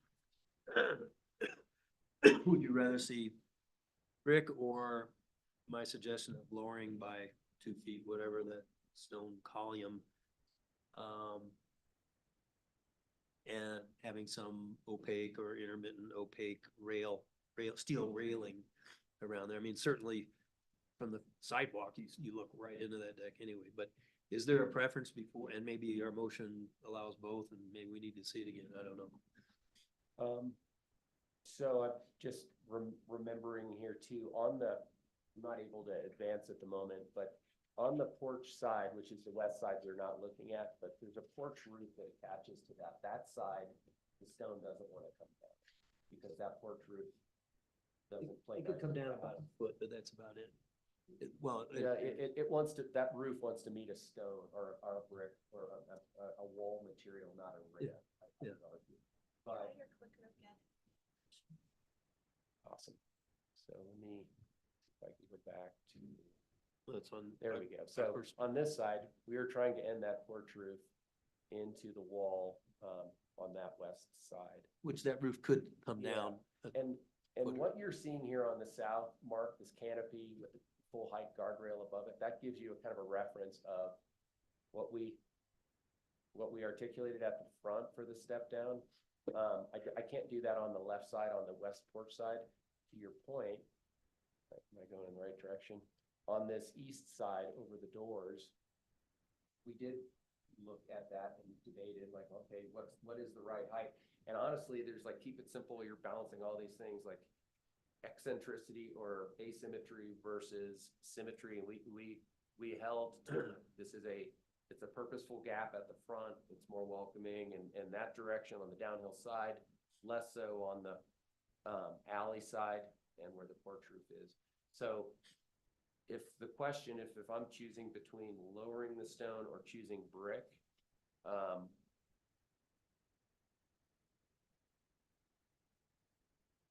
Well, we can deliberate on it. I don't know. I just was looking for feedback. Yeah. I'm not opposed to brick. Okay. All right. Well, what other questions do we have for Peter? Any? Lisa, any questions? I know you're out there. Ask her to unmute. Huh? She's muted. Oh. Thank you. I've been waiting for this moment to be unmuted. Oh, thank you. Peter, I was wondering about the the rear of the house, as Jonna was suggesting, if there are ways to reduce to break the roof ridge. Right. I mean, I appreciate the simplicity. The design is pretty cool. I really enjoy the simplicity of the massing. However, I do agree with Jonna that the back of the the back of the volume can come down a little bit. Not sure if how much this would implicate your design. I even wondered if a different eave perhaps over the porch might work better there, where you can, it's at a lower pitch perhaps. Something to consider. Otherwise, the discussion with the front mass, I think that it's consistent with your design of volumes and perhaps changing the roughness of the stone to less rough masonry or brick might achieve that. Otherwise, I'm okay with the massing on the front. So thanks for letting me speak. Tammy. Thank you, Lisa. Mm. I did not mention, but part of the conversation with the neighbors early on did include their concerns or what they were hopeful to see in a home here, a bigger home. I'll add to the apartment that's there today. They had grown quite accustomed to. So this is taller with their permission. It is longer, but this ridge and that we can see is intentionally kind of pushed to the back. It's not, their part of their preference did include trying to not have a bulk of mass up front where it's sort of more in the sun and blocking views there and joint. So this gable ridge, I guess I'm open to discussion, Lisa, or on this, and I do follow, I think, Jonna's condition. I do feel, though, I know, you know, and I think this image is somewhat helpful in making the point how much grade comes up to the back of this house, and that, you know, 10 feet further north up the hill, this looks like a one-story structure. It's buried in the ground. It's got a retaining wall and fence, and you don't really see more than a tall one-story from the rear. I look also at the adjacent properties that we can see a sliver of here modeled more simply with the scale of its deck and car park and other things that are uphill and quite a bit taller than us. I don't favor the idea of stepping the ridge or adding an additional roof form. If I can convince you guys that is better, I find it simpler and cleaner architecture. So Well, you have plenty of headroom, you could step it down. Then break it. you could, yes, it's not, and it is more just a keep it simple. This is Yeah. a simple gable roof, and that appearance, it could be hipped off of the back and it could step down. That would impact that north window, but it would lower that perception of the gable end. I think stepping the ridge would be a little more involved and would be something I'd try to avoid or find other solutions for. But my impression is the scale of this is in keeping with the neighborhood in the vicinity of. Okay. What else? Any other questions? Any more questions? Okay, let's hear from public. They've all vacated the presence. I I don't see, see no public comment. is there one? Raise your hand if you would like to. Yeah. speak. All right, anybody want to raise their hand electronically? Going once? Twice? Okay, we'll deliberate. So I'll just jump right back on the thing we were just talking about. 18A2 does say building forms that step down in scale to the rear of the lot are encouraged. It doesn't say to the alley or the street, it says the lot. So I think John is spot on by saying there needs to be stepping down to the rear of the lot. But the next one, number 3, says one simple form should read as the dominant element in the design. So here we are. I think, and this is just me personally, because it's not an alley and it's not a street and it is adjacent to a much taller structure, I'm okay with the trash enclosure and the shed roof over the garage door and the deck railing contributing to that stepping down. And I think if Peter flipped around more to the alley view without the tree in the way, which I'm not sure you can probably do, I think that porch railing where the barbecue is there would help with that perception of a step down element as well. So given the small the small scale of this project, we're not fighting a huge scale issue. And it's already constrained with height from the neighbor agreement. I think I could let that one slide off for me. Let me just go through the rest of my thoughts and then you don't have to come back to me. Immediately on the other side of the alley, there are 2 garages. There's secondary units or accessory. They're probably, I don't remember if they're secondary, whatever. They have corrugated siding, but it's bonderized. So is our issue with it being rusted or is our issue with it being corrugated? John's condition says corrugated. Or traditional, so. Well, and so so let me read, I do want to read 24A2 real quick so that I get the gist. 24A2 appropriate materials for primary structures include horizontal, vertical siding, shingles, and brick. Well, it could be a rusted, more of a flat panel rusted, perhaps. It could be. I think the issue with it is should be an accent. Although I kind of was hook, line, and sinker with the argument that because this isn't a separate garage, a separate structure, there's reason for separating it materially And especially from this view, that reads like a garage because of the material change. So I'm doing what I typically do. I'm arguing from both sides. I guess so far I'm not that, I don't feel that strongly about the stepping down. Number 4, I don't feel that strongly about number 7. And I'm leaving it open. If our issue is with it being corrugated, then there are options for it being a different material than Yeah. corrugated. And if our issue is it being rusted as opposed to bonderized, we can go that direction too. But I like that it's not wood.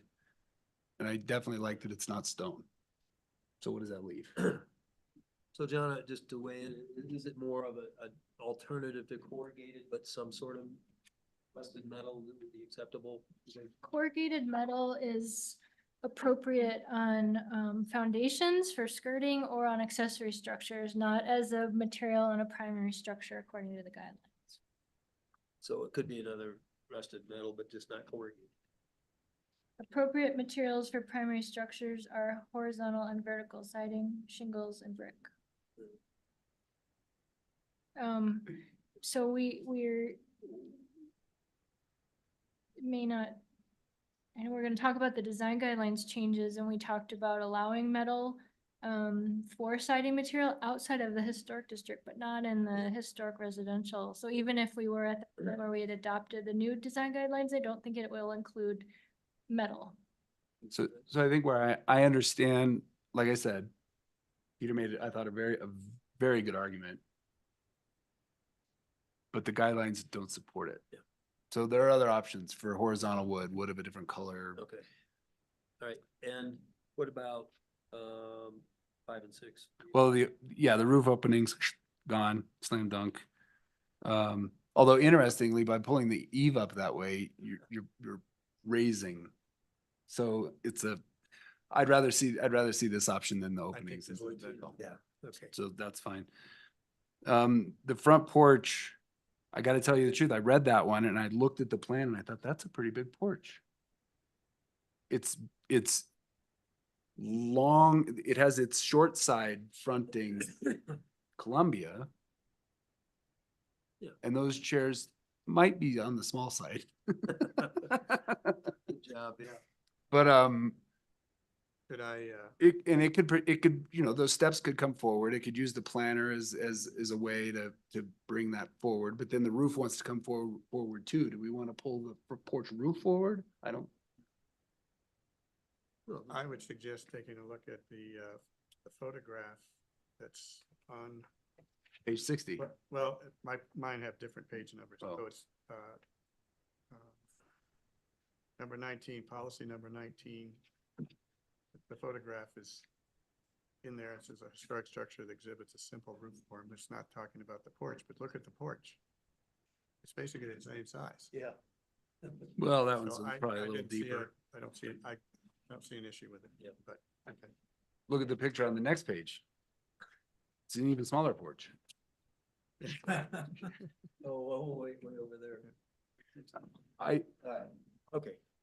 Well, but hey, what about this front stone versus brick, or lower the stone so it doesn't look like a monument out front of a wooden house? I don't feel as strongly about it as you do. Okay. I think the applicant has gone to lengths to cut away there and to lower it a distance and have that small railing on top. I like the fact, especially from that lower corner on the southeast, Did we see that? it almost completely obscures the glazing of the door. There was a better one, more close up. That's good. But you won't ever see it unless you're a bird. Yeah. From a pedestrian scale, it really does help conceal it. I mean, this is, Okay. it's the solid rail versus transparent rail. Yeah. Which do you want? Well, And I've made the argument for transparent rails plenty of times. But I think that's in cases where there's a deck that's projecting. And so I want it to be transparent. Here, the solidity is already there. so lower stone, you believe, with an opaque Really give No, them some I believe- privacy. I believe- Adds another element you don't like. Yeah, I think the applicant has already made, has done enough. Well, how do we get by the words here of all materials will be horizontal wood siding, with the exception of brick? And stones only for the foundation. And Well, the applicant said that The he stone would, didn't come up in here though. well, it does. Stone is used primarily as a foundation material. Wasn't that the language? No, but there's no, condition proposed. well, no, I know. It was from You're our adding? work session, just a hang. Yeah. Okay, well, Stacy, you're on record as it. Well, look, to be consistent, we have cited the guidelines in favor of brick and eliminated stone recently, fairly recently, a couple years. So to be consistent, I think brick needs to be part of the I was just conversation. trying to go with stone if it became more of a accent look, but, well, let's just see how the rest of the board feels. Let's just go down the line. Kieran, Sure. any of the conditions, including this one that's not. Yeah. I guess I would be in favor of leaving 1 through 10 as is. I think there's more in agreement with your interpretation, Mark. The apparent mass caused by the stone, how that's solved, I don't really want to get specific on, but I could be more along agreement with you. Okay. Elitza? 1 through 10, and plus this other subject we're talking about on the front, stone issue. I agree that the front massing, can be the appearance of it can be reduced by maybe using brick. And I'm okay with the current proposed railing, and the railing not being opaque and not reducing the height of the wall. 1 through 10, how you good or? I'm sorry, 1 being and 10 being. Oh, the 10 conditions Jonna has are. Oh, I'm sorry. Yes, I'm sorry. You should move forward. Okay, Bob? I have some notes here.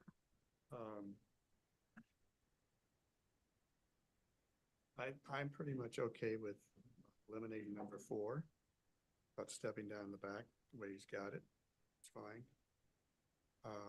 Eliminating 3 openings, I think cutting back the roof, I like that better than just eliminating the holes. I think the front porch is fine in the size. When you look at other porches on houses in the neighborhood and in the guidelines, I don't think there's a problem with the size of the porch. Revise the corrugated siding, I think that's okay, but I would also add to that to delete the recessed accent metal panels on the west elevation per A or 24A2, per 24A, 24A2, and 23A. If you got the west side, do you have a west Can you side have the elevation? west elevation up there where you showed the front porch? And I don't have the west in these views. Yeah, the not more than elevations. that. Oh,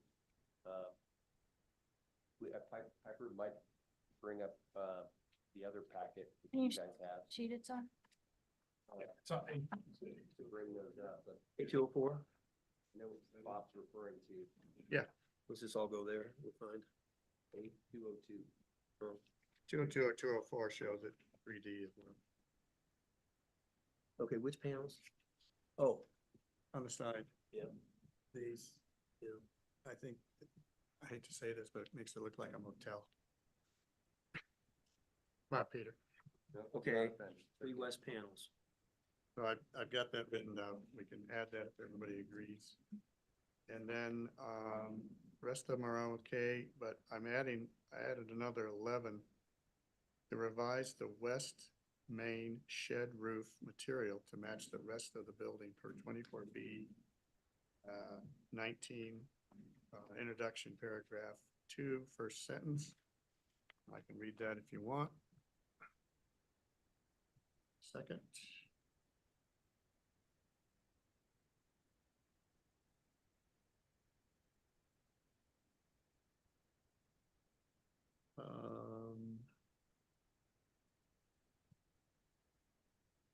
The size, shape, type of roofs should be similar to those found traditionally in town. In this case, what he's showing is he's got one material for the gable of the main gable of the building, and then it's a different material. Correct me if I'm wrong, that's the way I read it on the drawings. The material is different on that shed there. Front porch. No, front porch. And the roof that's behind it is different than the main roof.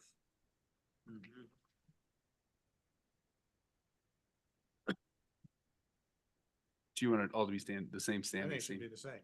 It just seems odd to me to be doing that and then changing it, the material, you're changing the roof and everything, but changing the material just seems inappropriate. It doesn't seem traditional to me. Inappropriate in the historic neighborhood. I don't think it's a big problem. Okay, what else?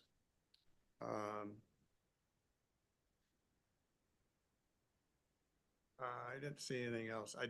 The whole issue about the corrugated. We talked about changing that to a different material. I think that's fine. I like the look of it. Way that just the garage is kind of tucked underneath there and it's different. I'm not sure about bringing it around the other side, but I can see doing a different material or doing a different wood siding or something just to differentiate it. Because I think it needs to pop out as something different than just the rest of the house. I mean, if it was detached, we would go corrugated all day long. We wouldn't have a And it problem. almost gets the sense that it is Yeah. because of that. Yeah, It's pretty explicit though. but I'm okay with Jonna's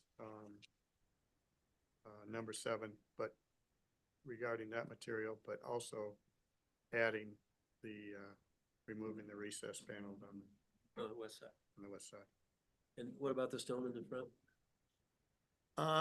You go back to the front view, Forest Peter South Elevation. I'm kind of mixed about that. I think I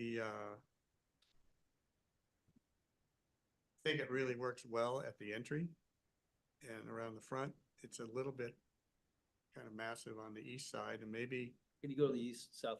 maybe the railing could be dropped like it is on the front on the east side. Just to break that up a little bit. It is set back though. I mean, it's not something you I think that would look look and catch your eye right when you go by it. asymmetrical, it'd look lopsided. With the same detail of. If you leave it, if you leave it high on one side and lower it on the other side, it's gonna look. Definitely won't look traditional. Yeah.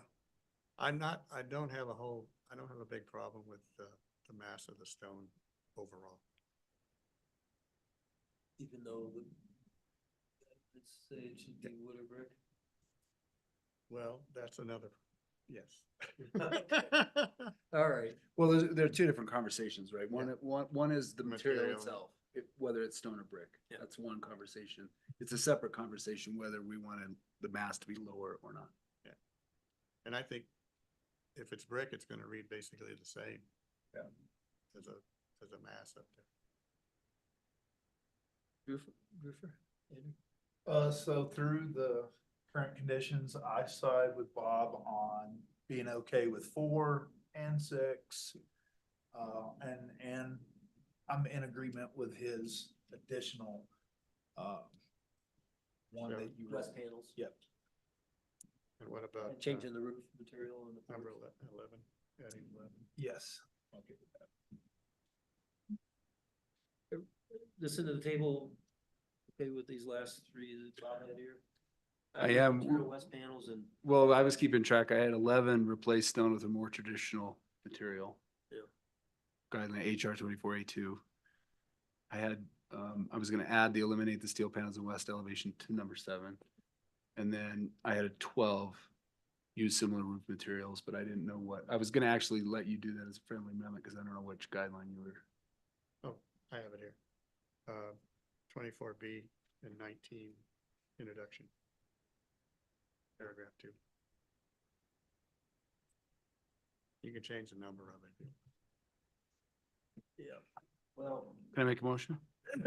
hang on, just, I'll summarize, I agree with Stacy, Bob, and everybody's, well, at least this side, because of where it is, not on 4, but maybe not stepping that down, I think this is the quandary, right? Then you drop it 2 feet, and then you gotta architecturally, I mean, that's not simplicity either, but I would agree with that, eliminating the 3 openings, yes, and front porch is okay with, I think, my interpretation of the guidelines, but I just don't know how I can vote for stone. I actually like the look of stone better, but this is not, I Well, like medium. Me too. It's, That- it's that- 24A2, it's right it's there. 17. Intro, I don't know how we seem handcuffed. Other than accents or foundations. I mean, sure, I'd rather have stone. It's an accent porch. So, I don't know where you are on your motion on that. I guess, well, you already stated. So, and changing the front porch roof to match the rest of it. So, Stacy, if you wanna. I mean, I'm ready. any other discussion? Okay, let's try it. There we go.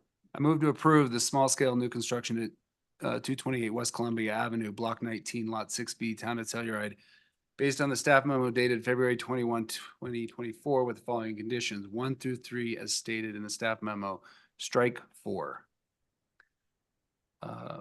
5 as stated in the staff memo, Oh, yeah, okay. strike number 6. 7 through 10 as stated in the staff memo. Number 11, replace stone at the front form with a more traditional material, i.e. brick, HR 24.A.2 and HR 17 intro.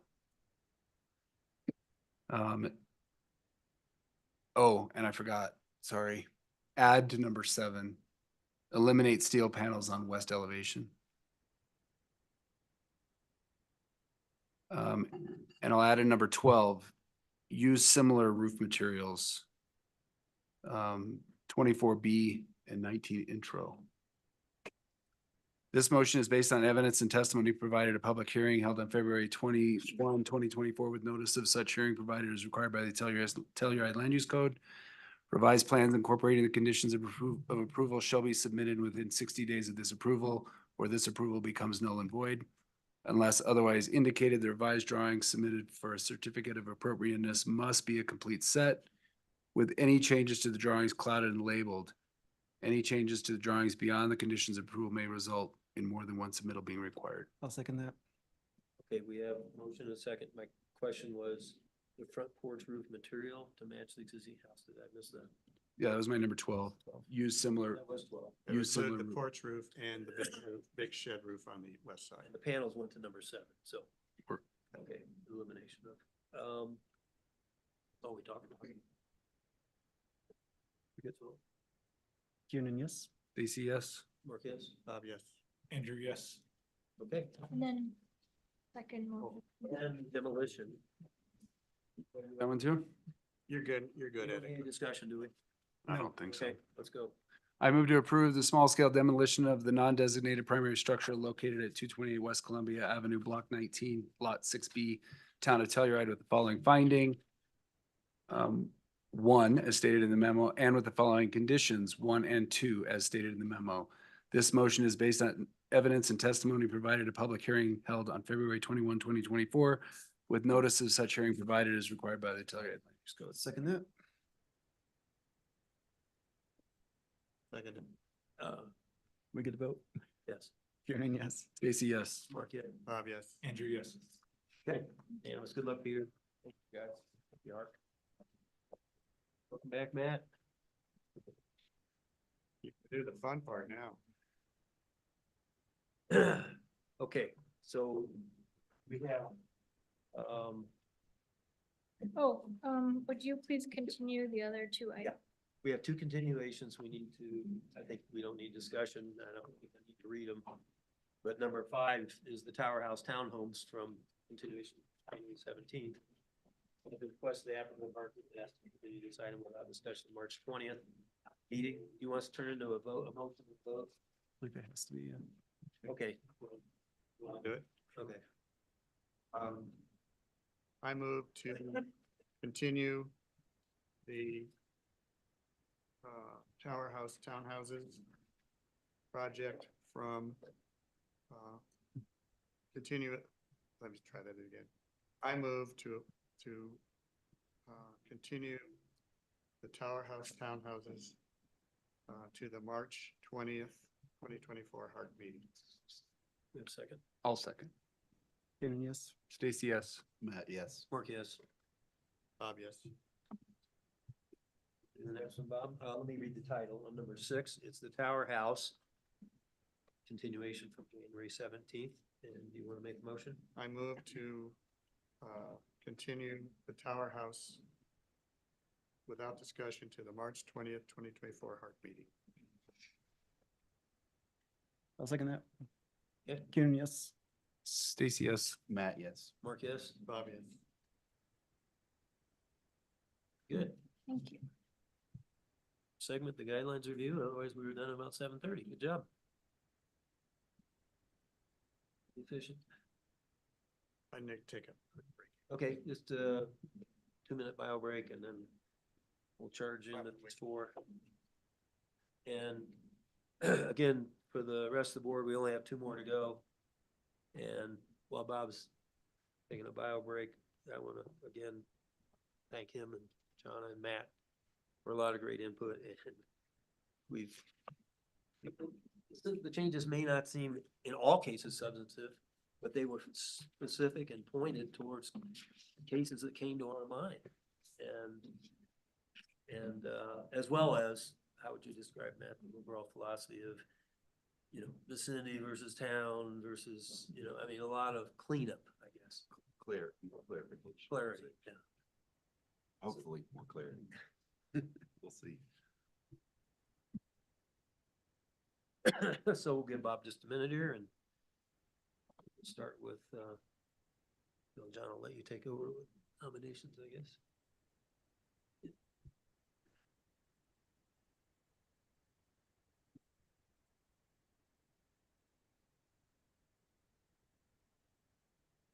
Tomorrow we'll be done. Except for changing out some We'll be pictures. done with this part. You're never done. There's no such thing as. How does this proceed then? One more reading to share with the total board of the last 2 sections, and then is there any other step before they just go to council then? So, planning and zoning will have to approve it because it's a land use code amendment. Okay. And are we having a joint meeting with them? So I keep hearing maybe, but not, I haven't heard it discussed. okay.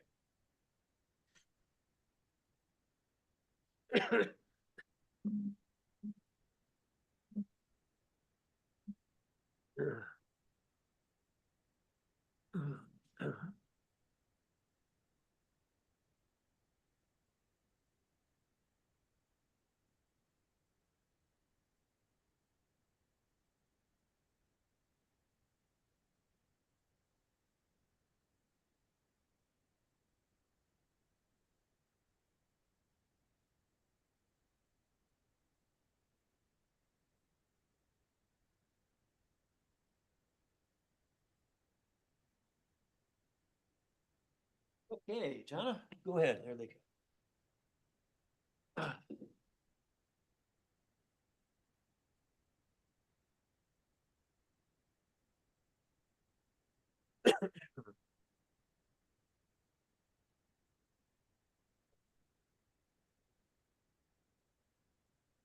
So yeah, we're catching up a little bit, since we hadn't reviewed previously, edited sections at the last meeting or two. So since then, we've gone through accommodations, east-west Telluride, transitional hillside, and developing hillside. And I will say just to start that most of the changes made in one section were also made in the other sections. If you read through them, you probably gathered that. So I don't know if I need to go through all the sections line by line. And maybe I just let you all kind of discuss or bring up sections where you have questions or concerns or make other changes rather than go through all of them. However you want to Could you just proceed. flash the screen and not read every word and let us stop you if there's something? Yes. Because this is the last look. I mean, I want to make sure somebody else sees something that the three of us huddled. I'll just say, I read through the whole thing. There was one, and I didn't flag it. It seems like it was on the next to the last page where there was one thing that had been changed up to that point and then wasn't changed. Okay. Well, I'll just scroll through and pause at each change. And if you want me or one of us to explain it, we can. Otherwise, I'm just gonna keep Yeah, rolling. otherwise don't read it. Okay. That's fine. Again, these are, I have a just- number, well, when we get to number 8, that's my first note, and I'm not saying it's in here. I just want to ask the board a final question about it. Okay.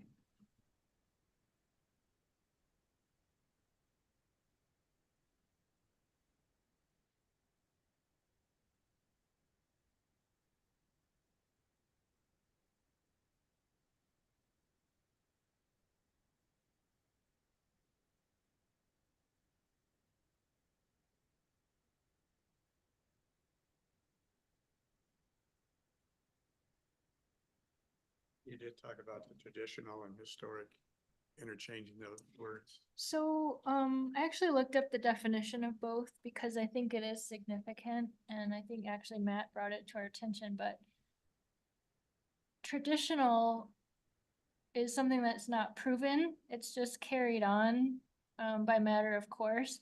Historic can be proven, it's documented, so I think it's a small but really, important distinction. Because we have historic proof, I mean, we have evidence, we have the surveys, we have all photos, we know what the historic context is. Traditional feels very mushy. So, we've gone through and in most cases, changed traditional to historic unless the context of the wording makes sense for traditional to remain, but it was traditional was used very heavily throughout the document, but I think inaccurately. Incorrectly. You agree? 110%. Excellent.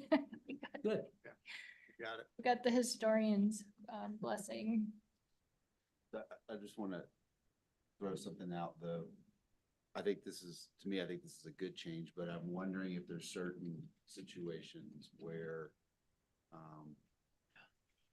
maybe in the accommodations district or areas that we're promoting more contemporary solutions where we're still referencing historic, we're saying historically, but what we really mean is trying to be compatible with the vicinity of the area. So I don't want to just totally not address that conversation. I think there's a couple of things that we've changed. I've gone back and looked and said, I don't know if. You got it right there. Paragraph, the red above A, Here. given to the broader historic context, the vicinity, the treatment area, the town. I mean, that's what I think you were getting at. Yeah, yeah. It's just not that sort of, that's a really clear way to describe it. It's not that clear in all the little individual sections. And I tried to use discretion. Yeah. Because some places it does make sense to Yeah. use traditional. Yeah. And I'm not saying that we should change anything. I'm just sort of want to have a broad discussion about it. I just, maybe you want to go back and revisit those sections and make sure you all agree that Yeah. those changes are appropriate. The interplay of those two words where for each.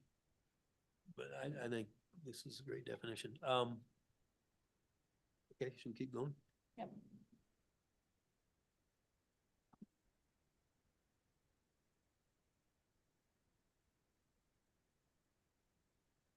A4. We're at 6. Oh, I'm sorry. Here's 8. Who's 8? 4, okay. This is just a philosophical question. I agreed to this change on C. Views through private property are not insured or protected. I had some discussion amongst us chickens that said are not necessarily protected. Not to dice this, but I guess we're gonna have to say it is or it isn't. I Not always insured means are not insured, okay. Or protected, so it could be, well, how do we rule if there's just just a ridiculous view cutoff that could have been avoided with a further setback? Maybe it's 3 feet behind the average of the neighborhood street, or I don't know. Does this allow us, since it's not insured or protected, to go ahead and do that from time to time? And that's why I had that kind of middle ground word, not necessarily protected, but I guess it is either or it's not. I just want to see if anybody on the board had any thought about that, because it's the respect to neighbors' views. I'm always empathetic to it, and now we're Well, putting this so in let me stone. ask, is the point of C, the addition of C, is it private views through other private property? Yes, not public alleys. Okay, well, it maybe we expand just a little bit. Private views through adjacent private property or through, because right now somebody could say, well, I walk up the street and that project's gonna obstruct my view. Well, it's not insured or protected anyway. Okay. That's what it's saying. I was just trying to soften. Who, Maybe I'm. I was just asking the question. I'm not even proposing changing anything because I wasn't there at the meeting, but whose views? Views through private property. Yeah, but whose? Anyone's. Anyone's. Okay. Yeah, so it could be adjacent, could be just above, or, Okay. I looked at it as, you got an empty lot for the last 20, 30, 50, 100 Should years, purchased whatever. it. And somebody's building a house on that property, Sound like a developer. and it's an urban environment, and it's gonna change you're not gonna be able to look sideways probably to the mountains anymore, because there's gonna be a house there. And I see that as, it's part of urban living. This is an urban situation, even though we're a tiny little town, but you're living in an urban environment. This is just so much common sense. It barely even merits talking. Okay, I'll shut up. well, but there is a remedy. They can build that house. Well, no, I'm But they glad- don't have to be, they could have a corner cut off or something to provide. I know 3 or 4 houses where I've had dialogues with people where we've gone right through that, they to me and me to them. And it worked out, but look at some of these people, they don't care. I'm glad it's in there this explicitly because I've sat through meetings where 5 public comments and Yeah, it's. half an hour of the discussion is about a view that's being obstructed. Okay, so no softening of this, we're gonna stick to it. I don't think it's necessary. No. Okay, keep going, John. Since we're here, I'll also mention the similar situation in changing community to town in many cases. Yeah. Again, Matt brought this up where community could be Sunset Ridge or Sunnyside or, the Lawson. I mean, that feels like community, but the town is very specific, it has specific boundary. And the neighborhood's another word that we changed certain places, I believe.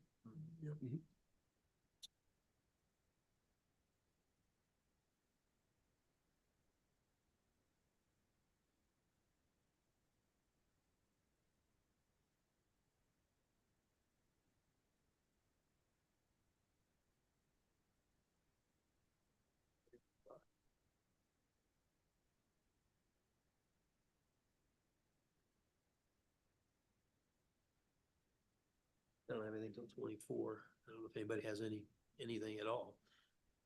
If not, we can go there and go to the next chapter. I mean, Just on that word vicinity though, I think we still need to have a pretty significant discussion on how we're gonna define that and whether or not what the graphic's gonna be, and if we're gonna describe it in the glossary, whether there's just vicinity, or is there immediate vicinity that comes in on a few neighboring adjacent properties, or is there a larger context? I think we should chat about that at some point. Tomorrow. Okay, let's do that. Don't forget that one. Okay, we're at 24. Yeah, we've made, as you, Jonna said, some changes, the same in every one. And on 24A, we had a 4, some variation of building form.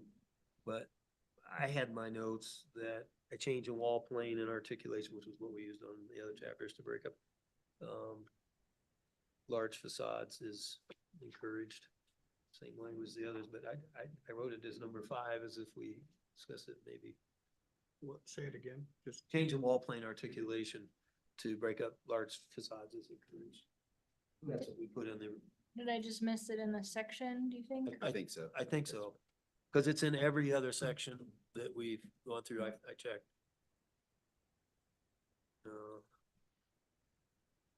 Change in wall planes and articulation to break up large facades are encouraged. Okay, I'll copy it from the other. Or just copy. Okay, I have nothing else in this section. Okay. Anyone else, in accommodations, anything else? Isn't obvious. Looks like what we talked about.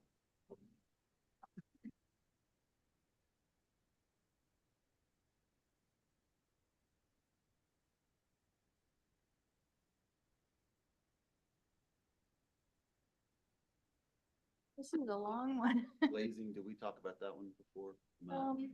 I think we did in previous sections, but it might bear worth repeating, repeating. We added this section about overall amounts of glazing. There's a section on doors, but it doesn't really address the glazing in the doors. So we just added this sentence to be sensitive to the overall glazing. I think it works. The 2/3 light doors, which currently it really only exists in east-west Telluride, I think. Ooh, I think that happened. Two Yeah. outside of, two treatment areas, so we've added it to all the treatment areas.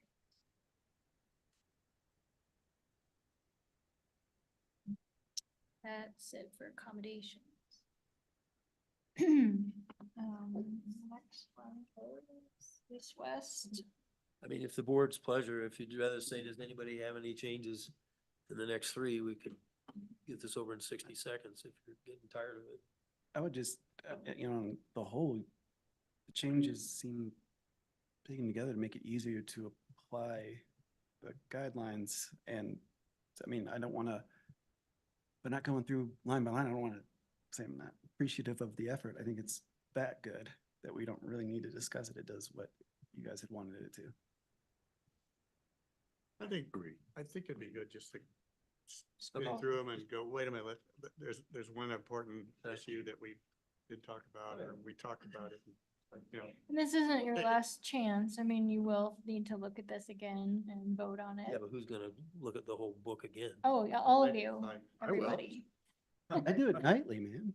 Huh? That's reading. That's, yes. That's how you can go to sleep. Will you read to me? 3 o'clock in the morning when I'm not sleeping. I'll record this for a book on tape. Yeah, that's a good, actually. Okay, well, let's zoom through, so to speak.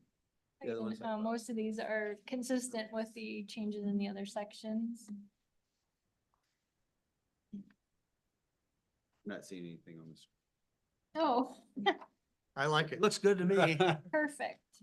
Must have to stop and then Great work.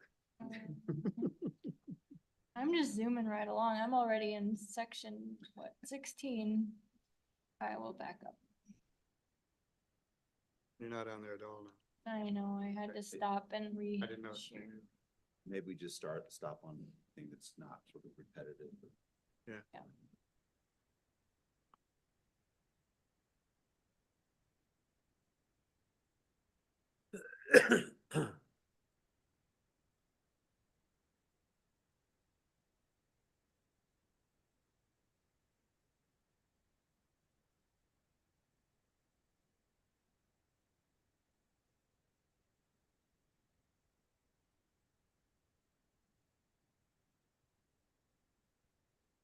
See, there's the public corridors that are preserved from alleys, streets, sidewalks.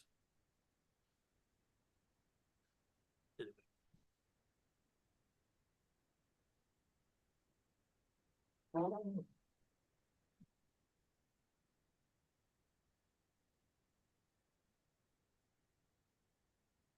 Oh, we did find this document, gardening and landscaping at high altitude, which we'll add as an appendix. Right here? Yep. The next sentence says the town may require evaluation by a professional forester to determine whether the development plan will negatively impact native vegetation. Arborist. Well, this is about landscaping in general and plant material, and I'm wondering, forester or arborist, or would it be landscape professional? architect? Yeah, landscape professional Yeah. here. Does anybody object? I would put by a landscape professional, not professional landscaper. They're Right. different. Yeah. The license. I just add, my wife is a landscape architect and she took a quick look through this and she said, in general, it's pretty good. There may be some materials that are now, can be considered appropriate to use that aren't in here. And there may be some that are now considered bad. And I think she's gonna take a look at this. I have to kick her butt and make sure she does it right away. First two.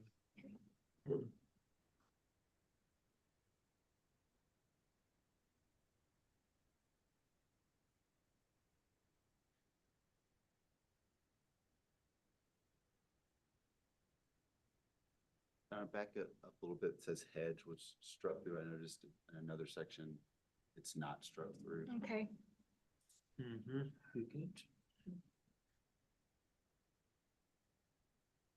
They say bear-proof trash enclosures are Why can't I required. put a hedge in East West Elliott? I can do it in.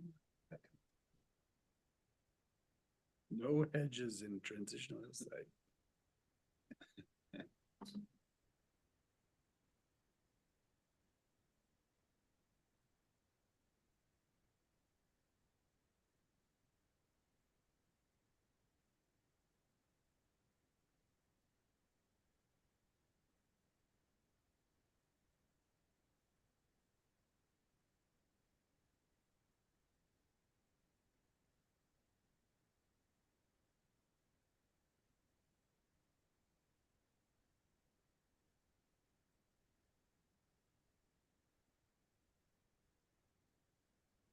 Here's an area where we did, this is East-West Telluride, we did add metal panels as an appropriate siding material and stone in limited applications.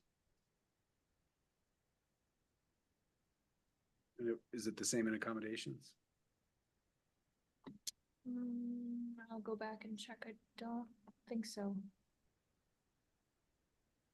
Seems like we're gonna add it to, what are we in now? Sorry, traditional? East-West Oh, Telluride. East-West. Well, Mhm. we could talk about it. We did just say that in historic residential, no. Mhm.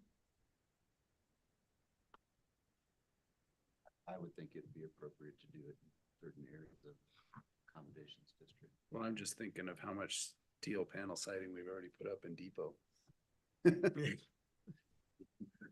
Take it down now.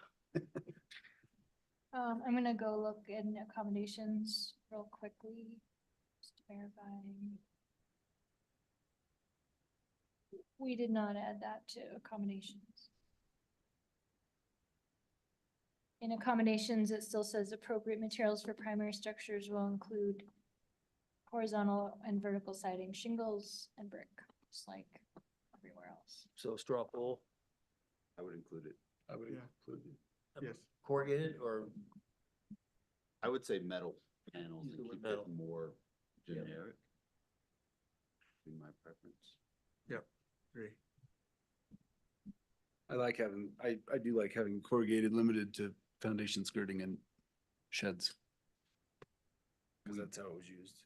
We do we have some change of it as talked about or some clarification of the sort of the historic sort of grain or spacing layout. We have that reference of scale of materials to help decide if it's a metal panel or corrugation.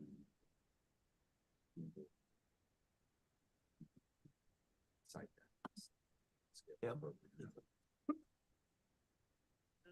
Is there anyone watching on Zoom? Piper, this must be very compelling. Watching a scroll through a document. Only supposed to be there. Okay. Okay, transitional hillside.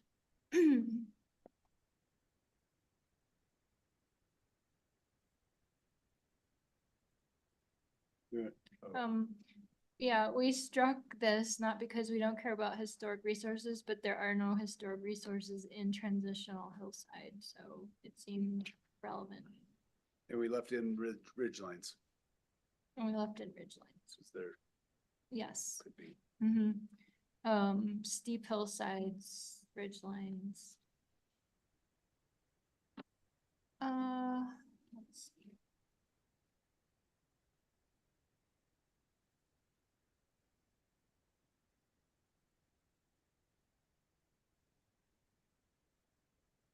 I like that one.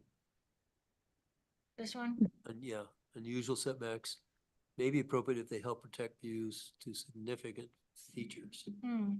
Private views or public views? I remember we talked about this because this treatment area really has the views of Bear Creek. And I think that's what we were focused on.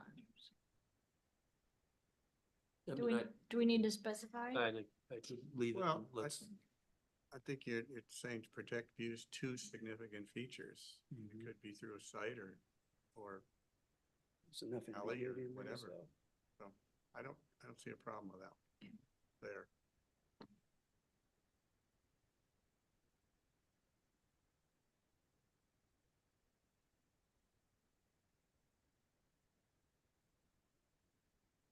This is the Yeah. wording that Mark added to the others. Yeah, Accommodation. we said besides last time buildings, too, I mean, whatever you standardize on, Jonna. Yeah. That sounds good right there.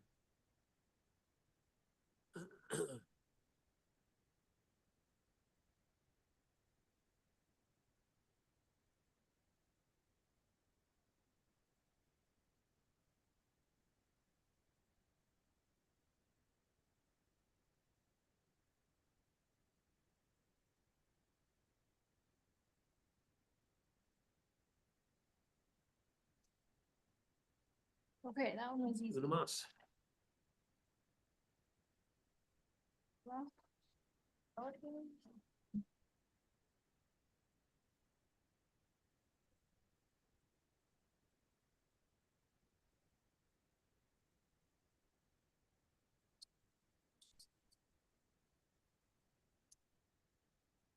First.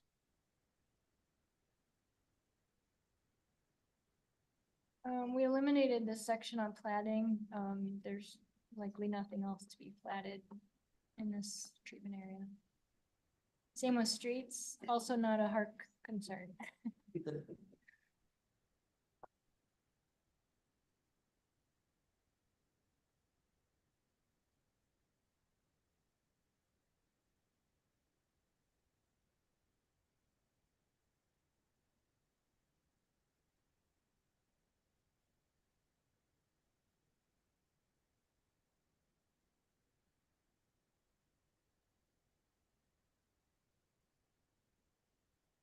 I don't think we included metal panels here. You want to add them here in developing hillside? I would add it everywhere, but HR. Except HR. Yeah.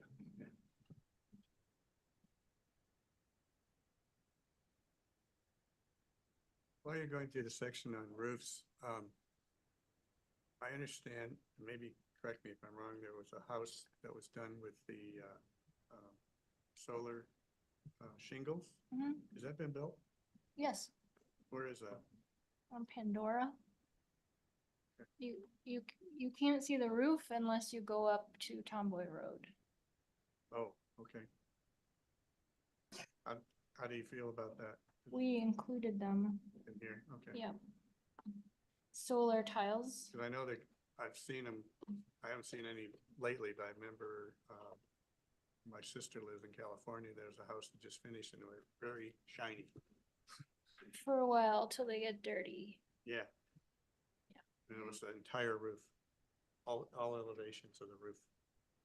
We did include solar tiles as a possibility. My understanding is they're not being manufactured. Really? Yeah. Just didn't work out. Tesla's not, Oh. Oh. not putting their energy in those. So, unless there's another manufacturer, but they're very hard to get right now is what I understand. Seemed like they were the only ones when I was looking into it. Yeah. one time.